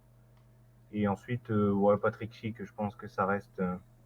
C'est l'attaquant star, c'est le meilleur buteur du dernier Euro à égalité avec Cristiano Ronaldo. Il est bon en club, bah, il est clutch, on va dire. On l'a vu plusieurs fois cette saison avec Leverkusen, des buts vers la 90e, 92e qui leur ont permis d'arracher des matchs nuls, des victoires. Il a cette qualité pour pouvoir être attaquant star. Il doit porter l'équipe offensivement, il doit finir ses occasions. Et je pense qu'en termes de trois cadres, on est bon. On est bon. Et si tu as un petit crack à proposer, moi j'en ai noté deux, mais si tu veux me les dire avant, peut-être ceux que j'ai sélectionnés, c'est ceux que toi tu as sélectionnés du coup.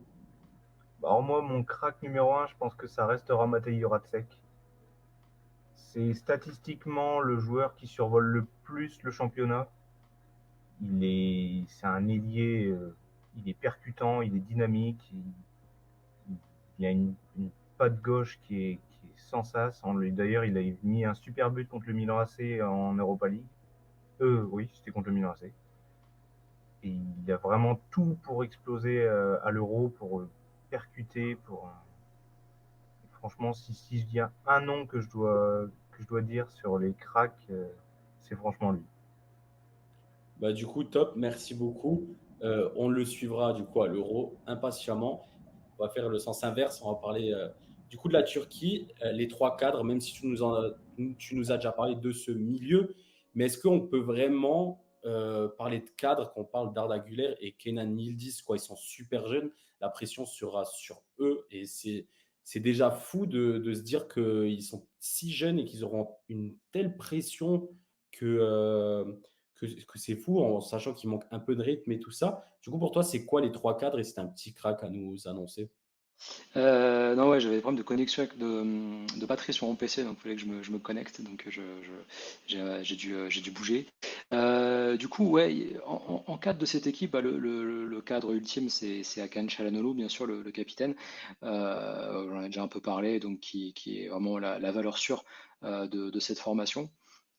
Euh, Abdülkerim Bardakçı en défense centrale, le défenseur de Galatasaray, qui est pour moi le meilleur défenseur du championnat de Turquie. Et puis Ferdi Kadıoğlu, du coup dont j'ai un peu parlé tout à l'heure, qui est un peu le couteau suisse de Vincenzo Montella. C'est un joueur qui ne déçoit jamais, euh, qui est qui est capable d'être bon à peu près à tous les postes auxquels on le fait jouer, que ce soit latéral gauche, latéral droit. Parfois, il peut jouer un peu plus haut au milieu de terrain. Euh, c'est un joueur qui s'adapte à peu près à tous les systèmes de jeu et qui a la qualité technique pour le faire. Kenan Yildiz et Arda peuvent pas vraiment, enfin, peuvent pas être considérés comme des cadres de cette équipe, même s'ils sont sûrement titulaires. Enfin, pour moi, un joueur cadre à 19 ans, ça n'existe pas. Et puis, un joueur, j'ai pensé à un joueur à découvrir. Moi, je sais pas si c'est un joueur qui aura une grande carrière, mais c'est un bonhomme qui a un cœur vraiment énorme sur le terrain. C'est Barış Alper Yılmaz, attaquant de Galatasaray, qui va sûrement quitter le club cet été parce qu'il y a pas mal d'offres qui arrivent sur la table à Istanbul. C'est à la base un joueur qui joue plutôt dans un couloir, un ailier, qui parfois a été utilisé en pointe. Peut-être que ça sera lui d'ailleurs l'attaquant de pointe de Montella à l'Euro. Ça sera une sacrée surprise, mais c'est une possibilité. Barish, c'est un joueur droitier qui a a des bonnes qualités techniques, mais qui surtout a un état d'esprit assez impressionnant. C'est un joueur qui ne s'arrête jamais de courir, qui tente beaucoup de choses, en fait, c'est pas un joueur qui a peur de rater sur le terrain. Donc parfois ça lui joue des tours, parfois il en fait trop, mais il est toujours en fait quand vous le faites rentrer ou quand vous l'avez en titulaire, ça change pas grand-chose dans le sens où il est toujours à fond sur la pelouse. Et ça, je ne sais pas si ce sera une révélation à l'Euro, mais je pense que c'est un joueur à découvrir parce qu'il est assez plaisant à voir jouer. Il a des limites aussi, hein, bien sûr, ça sera jamais l'attaquant star d'un grand club européen. Enfin, je m'avance peut-être un peu, mais je ne pense pas. Par contre, c'est un joueur qui est assez sympa à voir jouer au foot. Moi, j'avais noté Cengiz Under. Il a réalisé un super début de saison avec Fenerbahçe. Je ne sais pas trop c'est quoi ses standards de fin de saison. Du coup, est-ce que tu peux quand même le citer comme cadre? On sait que des fois, même dans un vestiaire, c'est important d'avoir des cadres. On en parlera avec Ben, du coup, avec Ronaldo, du coup. Et je ne sais pas ce que tu en penses de Cengiz Under. C'est un joueur qui sera remplaçant de cette équipe, ça c'est à peu près sûr et certain qu'il sera pas titulaire. Qui sera pas titulaire, ouais, alors sa place n'est pas menacée en sélection, mais on peut pas dire qu'il ait crevé l'écran cette saison à Fenerbahçe. Il a eu des blessures qui l'ont pas aidé, mais en fait, le joueur qui est devant lui en sélection, Irfan Can Kahveci, est aussi devant lui en fait en club. Irfan Can est titulaire à Fenerbahçe et Cengiz en fait c'est son remplaçant au poste d'ailier droit. La force de Cengiz, c'est qu'il a un statut finalement dans cette équipe de par ses expériences passées, notamment à l'OM. Mais en fait, Cengiz, beaucoup de talent, mais c'est pas un joueur régulier. Ça, les supporters de Marseille doivent le savoir. Euh, donc Cengiz Ünder, oui, c'est un nom connu de cette sélection, surtout pour nous en France, parce qu'on a forcément vu jouer au moins une fois Cengiz, mais il sera remplaçant et sincèrement, avec justement Barry Schalper qui peut jouer ailier droit, il est peut-être même l'option numéro 3 de Montella à ce poste avec la Turquie. Donc il jouera certainement un peu, mais on ne va pas forcément beaucoup voir Cengiz Ünder avec la Turquie lors de l'Euro. En tout cas, c'est ce que je pense. Top, du coup, merci beaucoup. On va passer à Ben et du coup nous parler des trois joueurs importants de cette sélection et si on a des petits cracks à proposer. Après, on en connaît beaucoup du coup, parce que le Portugal, ça reste quand même un pays assez médiatisé, avec une liste élargie à 26 joueurs. Des fois, il y a des petites surprises du coach du coup. Donc, pour toi, c'est quoi les trois cadres, les trois joueurs importants et si tu as un petit crack à nous proposer? Numéro un en tant que cadre, je pense que le monsieur qui est au milieu, Pep, 41 ans, mais il est toujours incroyable. Que ce soit en Europe, on l'a vu surtout contre Arsenal en Champions League avec Porto, il a été incroyable. Il est irréprochable à mon avis, on va dire, pour son niveau footballistique, il est toujours incroyable. Il est solide défensivement. C'est vraiment incroyable ce qu'il fait. Ensuite, après là, j'ai un peu le dilemme, tu vois, de justement avec Cristiano et tout ça. Pour moi, Cristiano, bien évidemment que c'est un cadre. Euh, sur le terrain, on verra s'il joue. Je pense qu'il jouera, donc je pense qu'on peut le considérer comme cadre. Euh, je pense que j'ai pas besoin d'expliquer ce qu'est Cristiano Ronaldo pour la sélection portugaise. Il a tout donné pour le Portugal. Ensuite, pour ces taureaux, si ça va être un cadre, il va être convoqué, oui, ce sera un cadre. Moi, comme je l'avais dit au début de la vidéo, je ne le mettrais pas titulaire. Ce serait plus un cadre spirituel, entre guillemets, qui apporterait un peu l'expérience au groupe. Tandis que pour moi, Pep, titulaire indiscutable, il n'y a aucun doute, mais Cristiano, peut-être, on va dire, comme j'ai dit, un cadre plus psychologique, plus Vestiaire. exactement, plus vestiaire. Et ensuite, j'ai mis Ruben Dias. Euh, Beaucoup de gens pourront peut-être questionner ce choix, mais pour moi, je trouve que c'est, en tout cas, en termes de leadership, ce qu'il a montré à Manchester City sur les 2 dernières saisons, pour moi, il y a peu qui ont mieux fait que lui. Et avec la sélection, moi, j'ai toujours apprécié Ruben Dias. Après, on pourrait mettre des gars comme Bernardo Silva et Bruno Fernandes, mais pour moi, c'est des gars que, surtout Bruno, pardon, que je le trouve, comme je l'avais dit au début de la vidéo, peut-être trop laxiste avec la sélection. Donc pour moi, cadre, oui, mais il n'a pas les épaules, en tout cas, pour moi, en tout cas. Et Bernardo, on va dire que c'est ce type de joueur aussi qui est en club. Je sais plus, Nicolas, je pense qu'il, je sais plus, il parlait d'un joueur du latéral droite de la Turquie, je me rappelle plus de son nom. Ferdi Kadiolu. Exactement, Non, Zeki Çelik. Non, tu parles de Zeki Çelik, ouais.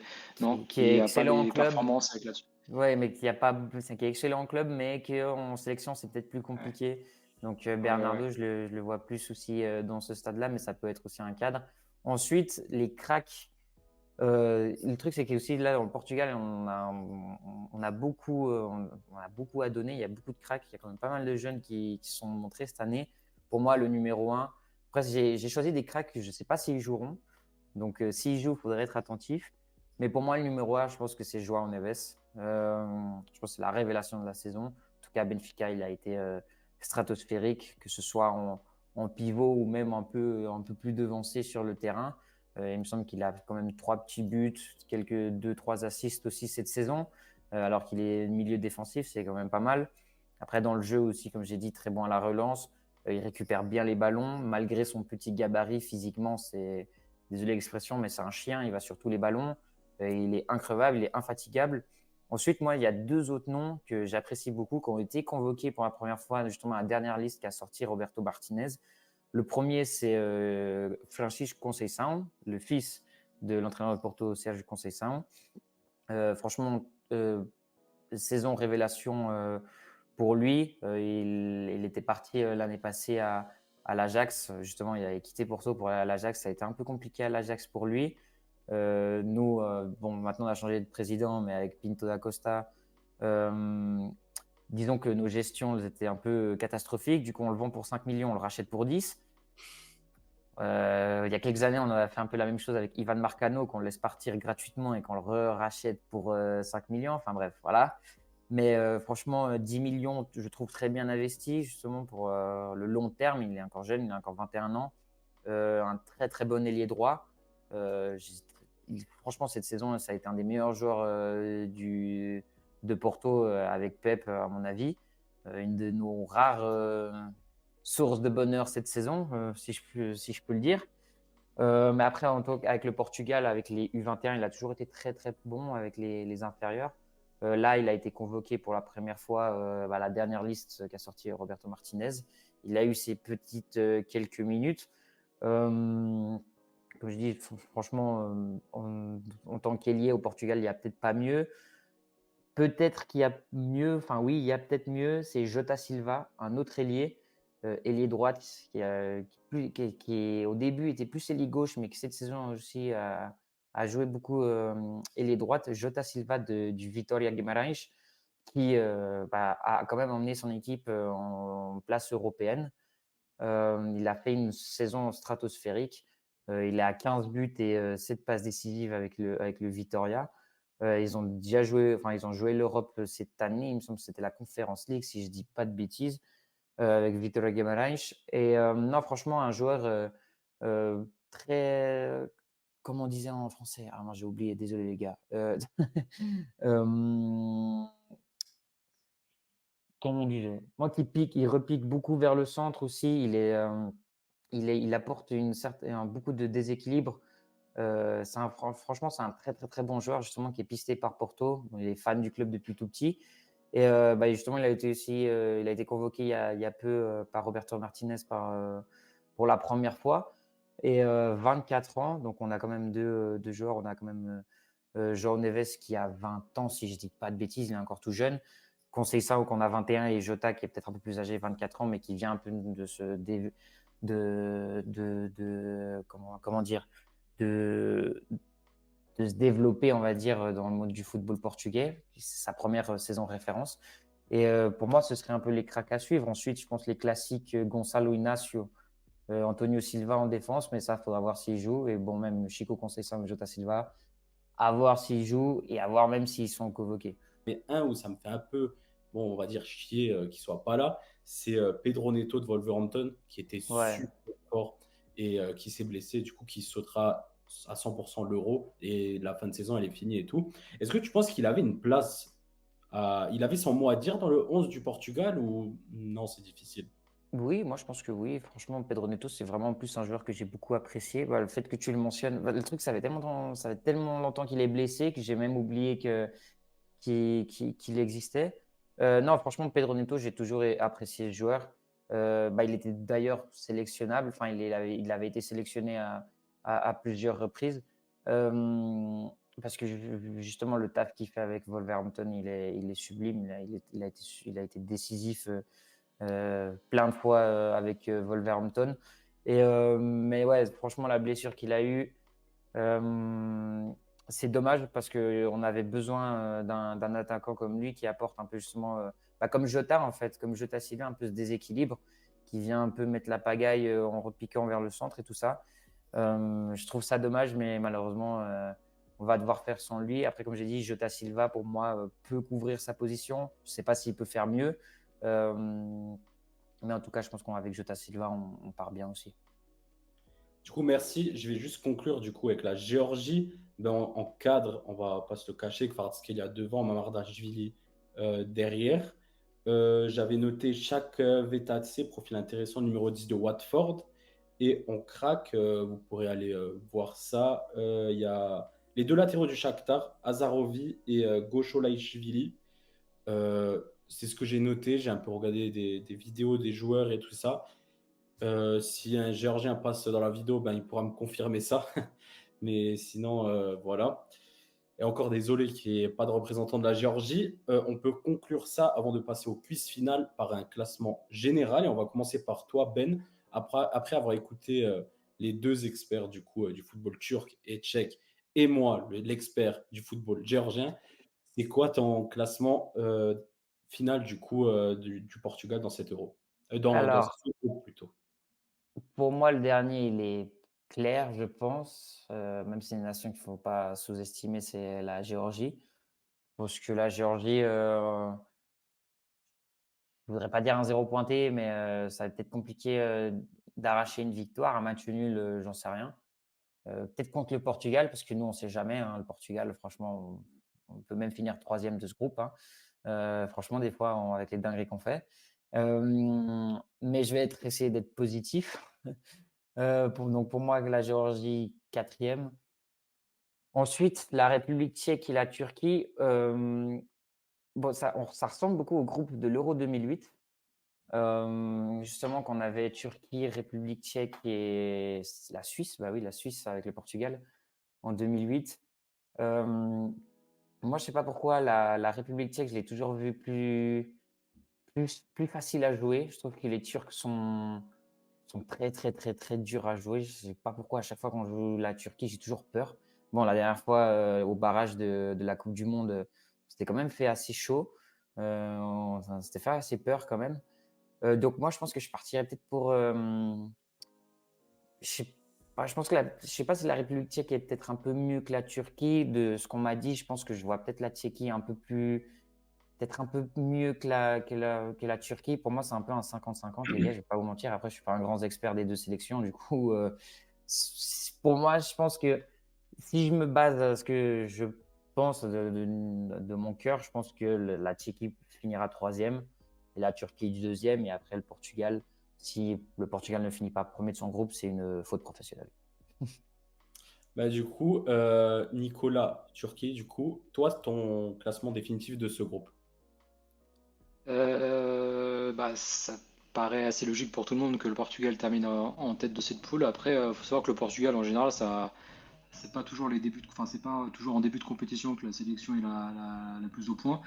Donc, méfiance pour eux. Après, la Turquie, le match le plus important pour eux, ça va être le premier en fait contre la Géorgie, parce que si tu gagnes pas contre la Géorgie, bon, déjà, je pense que les deux premières places sont déjà, c'est déjà fichu.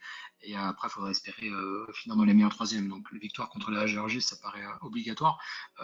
Moi, j'ai vraiment aucune certitude sur le niveau de la sélection turque lors de cet Euro. Il y a des joueurs avec du talent, il y a des jeunes joueurs, des trop jeunes joueurs, je pense.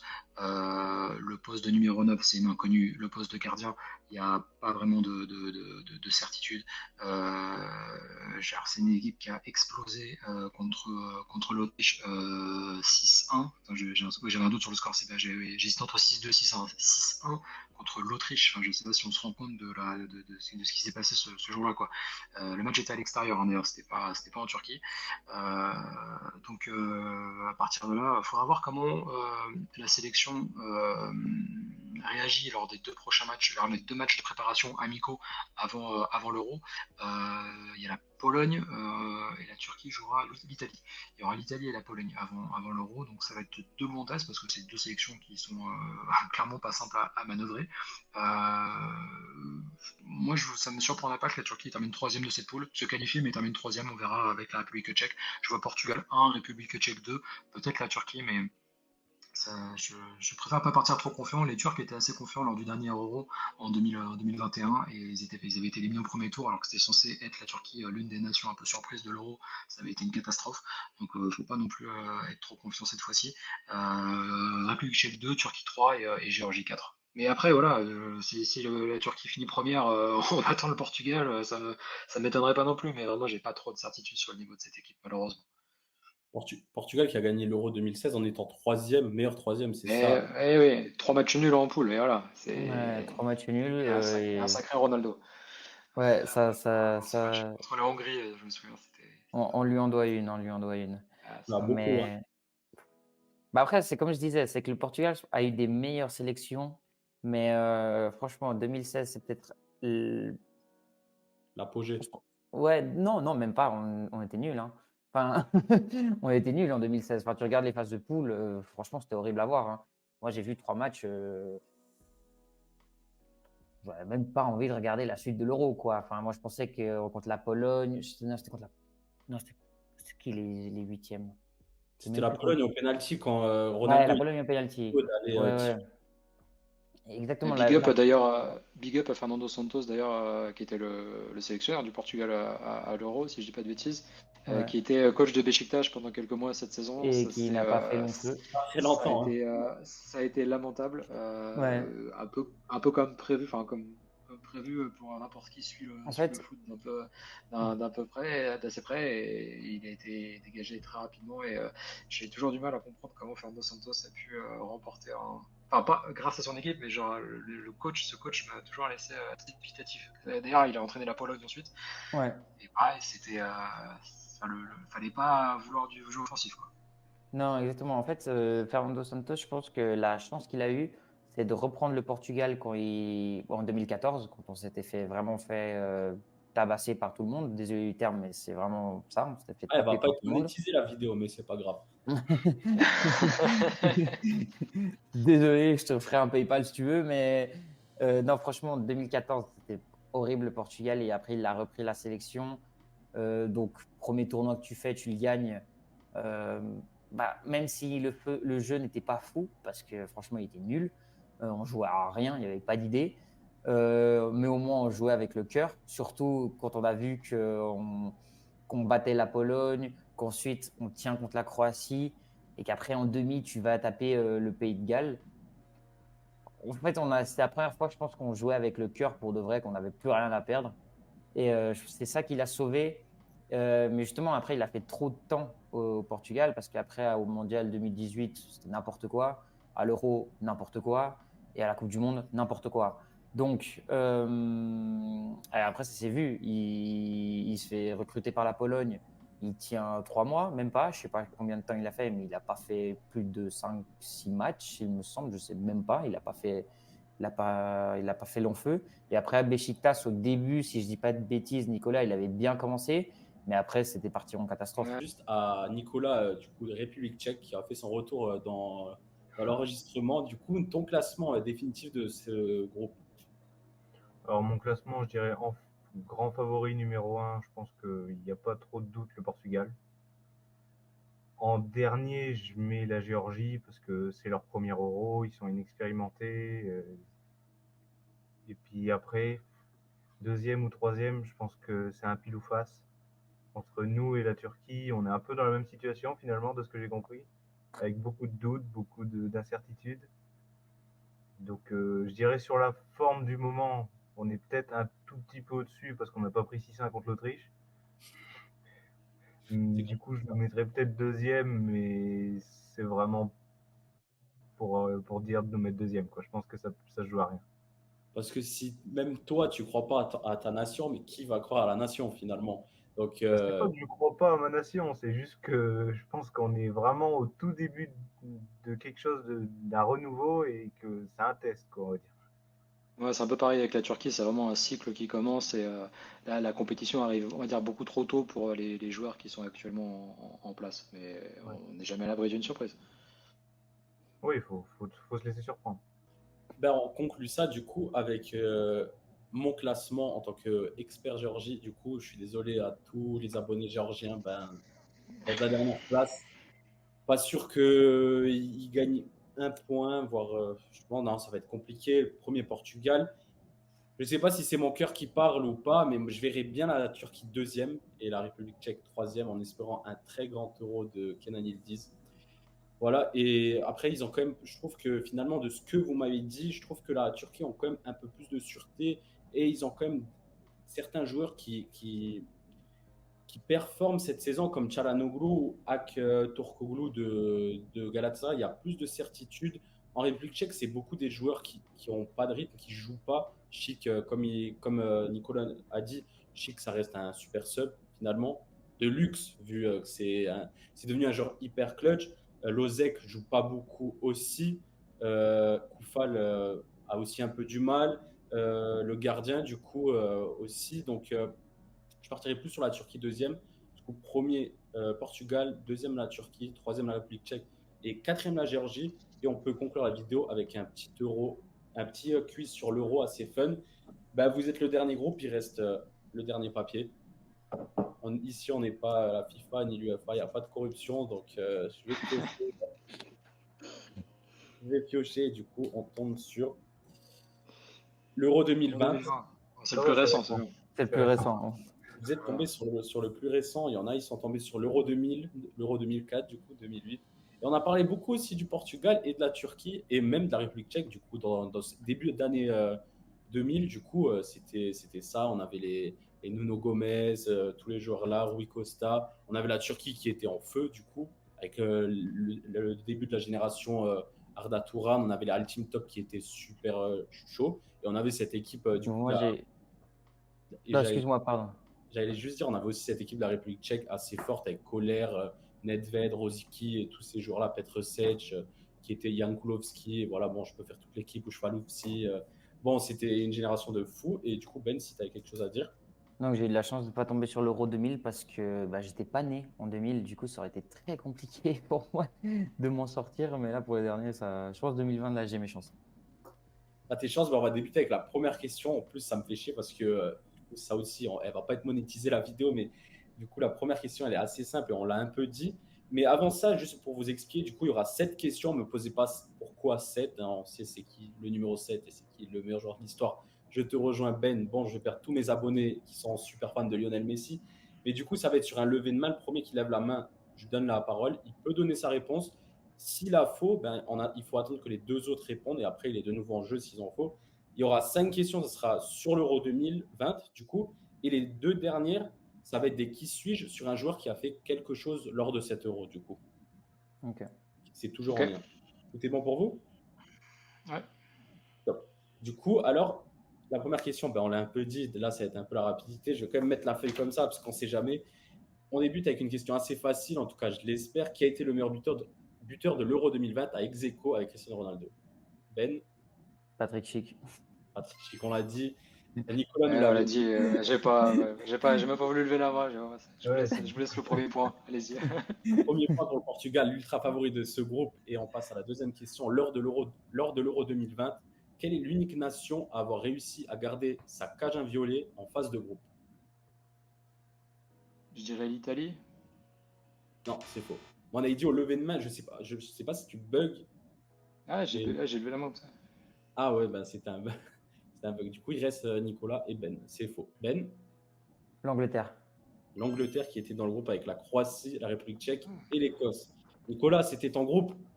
Ouais, j'ai mes sorties d'esprit. Est-ce que c'était ta réponse du coup? Ouais, ouais. Ouais, bah, du coup, ça va. Du coup, 2 points pour le Portugal, 0 pour la Turquie, 0 pour la République tchèque. Et ben la Géorgie ne joue pas, bah, c'est comme ça. Du coup, pour la première fois de l'histoire de l'Euro, le premier but du tournoi a été un contre ce camp. Qui a inscrit ce but? Je sais même plus quel était le match d'ouverture. Nicolas? C'était pas Demiral? Évidemment, Nicolas Putain, Turki qui a oui, sa oui. réponse. Ah, mais tu passes à place. Ah, là, tu vois, ça confirme. Ah, je me souviens pas du tout que c'était lui le CC. Ouais, c'était contre l'Italie, je me rappelle du match. Du coup, Ah, moi, point pour la j'avais République tchèque. j'avais même oublié quel était le match d'ouverture parce que c'était un Euro tellement bizarre que je savais même plus qui avait commencé. Bah, du Je sais coup, pas pourquoi ça m'a marqué. la Turquie reste à 0 points et elle devra se rattraper. Du coup, pour la 4e question, c'est quel est l'unique joueur danois dans le 11 type de l'Euro 2020? Ben? Simone Kjaer. Non, c'est faux. Un peu de réflexion. Nicolas, République tchèque? On va répondre Braithwaite peut-être? Non, c'est faux. C'est à Ouais. toi, Nico, Turquie, et si tu l'as pas, ben, tout le monde peut rejouer. Non, je pense pas que je l'ai, mais ils les auraient pas mis Eriksen par hasard pour Non, pour l'hommage ou un truc comme ça. non, Non. non, du coup, non. Du coup, tout le monde peut rejouer. Ouais, vas-y. Ouais, Ben? Poulsen. Non. Ah. Ouais. Nico, République tchèque? On va tenter Højbjerg peut-être? C'est exactement ça. La République tchèque qui égalise le Portugal, la Turquie toujours à 0. C'était Pierre-Emile Højbjerg, du coup. Et on passe à la Højbjerg, bah 5e oui. question. À la 5e question, qui est la dernière question, qui n'est pas un qui suis-je. Lors de la finale opposant l'Italie et l'Angleterre, qui a été élu homme du match de la finale? Nico Turc? Ouais, je dirais Chiellini. Non, c'est faux. Et c'était il y a 2 ans, Ouais, hein. c'était Enfin, il y a il y a Ah pas ouais. longtemps. 3 ans. Ah, il y a qui avait fait un bon match? Là, il n'y a pas d'excuse. Tout le monde était né en 2021. A priori, ouais. Du coup, Nicolas, République tchèque? Je sais pas, je vais dire Donnarumma? Non. Il reste que Ben, du coup, et après, tout le monde pourra rejouer. En plus, je connais l'UEFA, c'est genre à donner le MVP à l'équipe qui perd et tout ça. Je me dis, je suis sûr il est anglais, mais je sais pas. Je me Tu vas rappelle dans le pas. beau jeu, là. Je sais pas. Saka? Non, Non. c'est faux. Du coup, tout le monde peut rejouer. Nico, Turquie? Ah, j'hésite entre deux. Chiesa? Non, tu gardes la réponse que tu avais, l'autre réponse, et peut-être Ouais, le. si ça tourne, ouais. Peut-être ça va revenir sur moi. Jorginho? Non, Ah. il reste plus que toi, Nicolas, Teki. Oh, je parle. On va jamais y arriver, on va jamais y arriver, Ouais. celle-là. Ouais, bah, tu n'as pas besoin de lever la main qui est Ouais, en c'est jeu. vrai. Qui Barella? ça? Non, c'est pas ça. Barella? Non, c'est pas ça. Du coup, Nicolas, Turquie, tu peux Ah, donner ta réponse. Et si c'est pas ça, je vas-y. donne un, Ouais. un- Non, mais j'ai un doute, parce que je crois que c'était blessé en plus, mais non, c'est pas. Non, non. Ah, j'avais envie de. Je pensais à Spinazzola, mais il a dû se blesser, je crois, pendant la compétition en plus, donc ça peut pas être Il lui. était blessé Ouais, il était blessé. Il s'est blessé. Du coup, je vais vous donner un exemple, plutôt un indice. C'est assez subjectif, mais vous avez dit un peu son frère spirituel, quoi. Verratti? Non, Pour Barella, non? Ah, mais. C'est un Italien, du coup. oui, vous avez que dit Saka, du coup, en tant qu'anglais, du coup.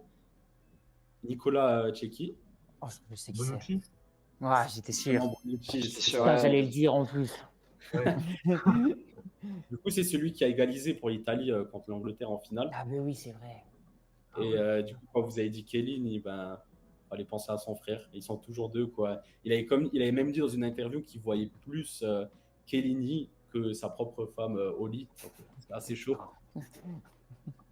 Du coup, Et on va ouais. passer, on va passer au qui suis-je. La République tchèque qui est en train de faire déjouer tous les classements qu'on a dit, qui est première avec 3 points, le Portugal deuxième, et la Turquie qui peine beaucoup. Bon, let's go. Je vais mettre la feuille comme ça, au moins je vous vois. Je suis formé à l'Ajax Amsterdam, qui n'est pas mon club de mon pays natal, du coup. Avec l'Ajax, je remporte 3 Eredivisie consécutives. Après cela, je signe en Première Ligue où j'ai la chance de côtoyer Harry Kane. Je quitte la Première Ligue pour l'Italie où je remporte la Serie A. Après l'Euro 2020, je fais mon retour en Première Ligue. Aujourd'hui, je joue à Manchester United. Ben Ericsson.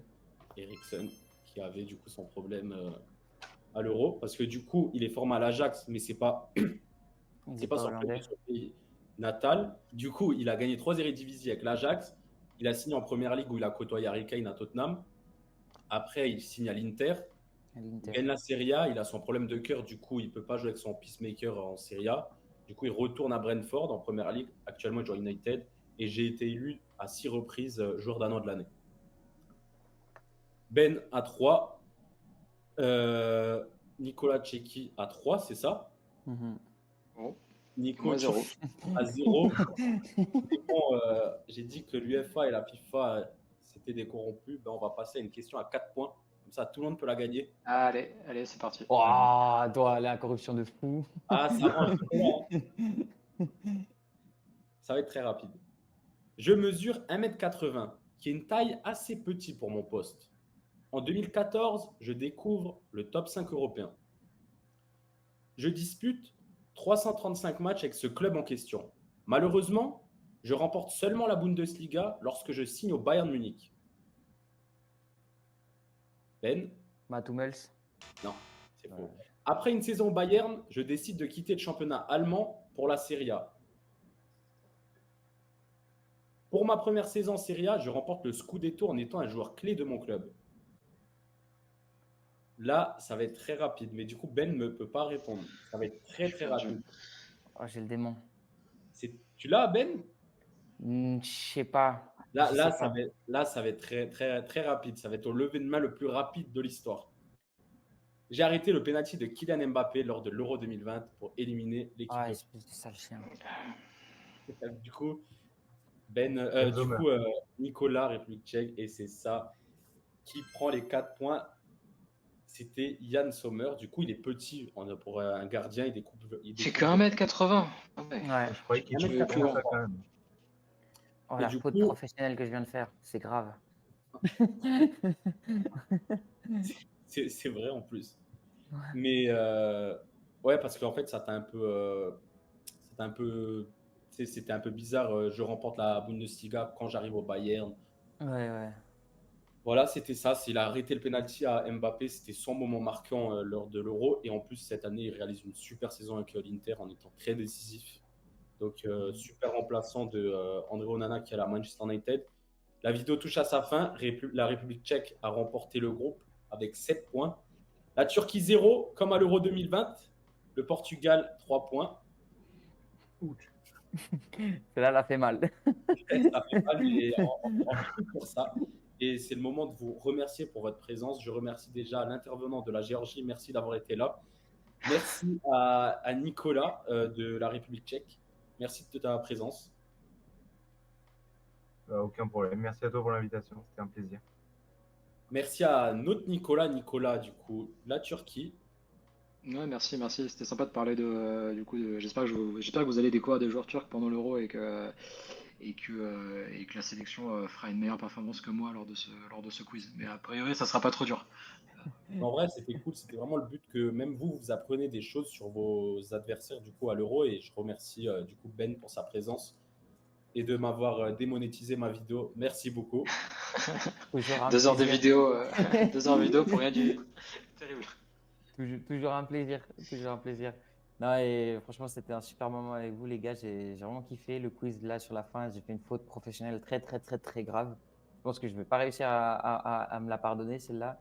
Mais non, sérieusement, franchement, c'était un plaisir d'être là. Et puis, ça faisait longtemps qu'on se connaissait avec toi, Mathéo. Et du coup, ça m'a fait plaisir de enfin pouvoir être sur cette chaîne YouTube. En tout cas, merci. Et j'espère que j'ai été à la hauteur de mes experts. Et du coup, le concept touche à sa fin. On a fait les 6 groupes. On a regroupé les 6 groupes pour notre concept Road to Euro 2024. Moi, je vais m'y rendre du coup pour l'Euro et il y aura un géant vlog sur l'Euro, un peu de micro-trottoir avec des supporters du coup sur place. Et vous verrez, il y aura plein de vidéos pour l'Euro sur YouTube et le compte continue de tourner. Ouais, Ben, Si tu vas à Portugal, République tchèque, on peut faire un truc. en fait, je vais aller dans la Roure, mais il y a un match Mhm. du Portugal aussi. Je pense contre, Ok. je sais plus, mais moi, je vais aller dans ces trucs-là du coup avec les collègues et on va essayer de faire d'animer un peu des trucs sympas sur place.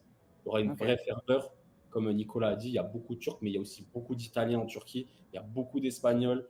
Il y a un peu de tout, quoi. L'Allemagne, ça regroupe un peu tout. Il y aura une vraie ferveur. Et du coup, merci à tous les gars.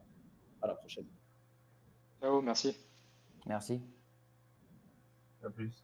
Et voilà l'équipe, la vidéo touche à sa fin. On a analysé tous les groupes de l'Euro 2024 depuis quelques jours. Mais c'est pas fini. Nous, on va se retrouver pour les huitièmes, pour les quarts, pour les demi et pour la finale. Mais avant ça, on se retrouve juste le jour du lancement de l'Euro 2024 avec une nouvelle vidéo qui va vous plaire, j'en suis sûr. Sur ce, nous, on se retrouve bientôt. Ciao l'équipe. It's not a game, it's a rich thing.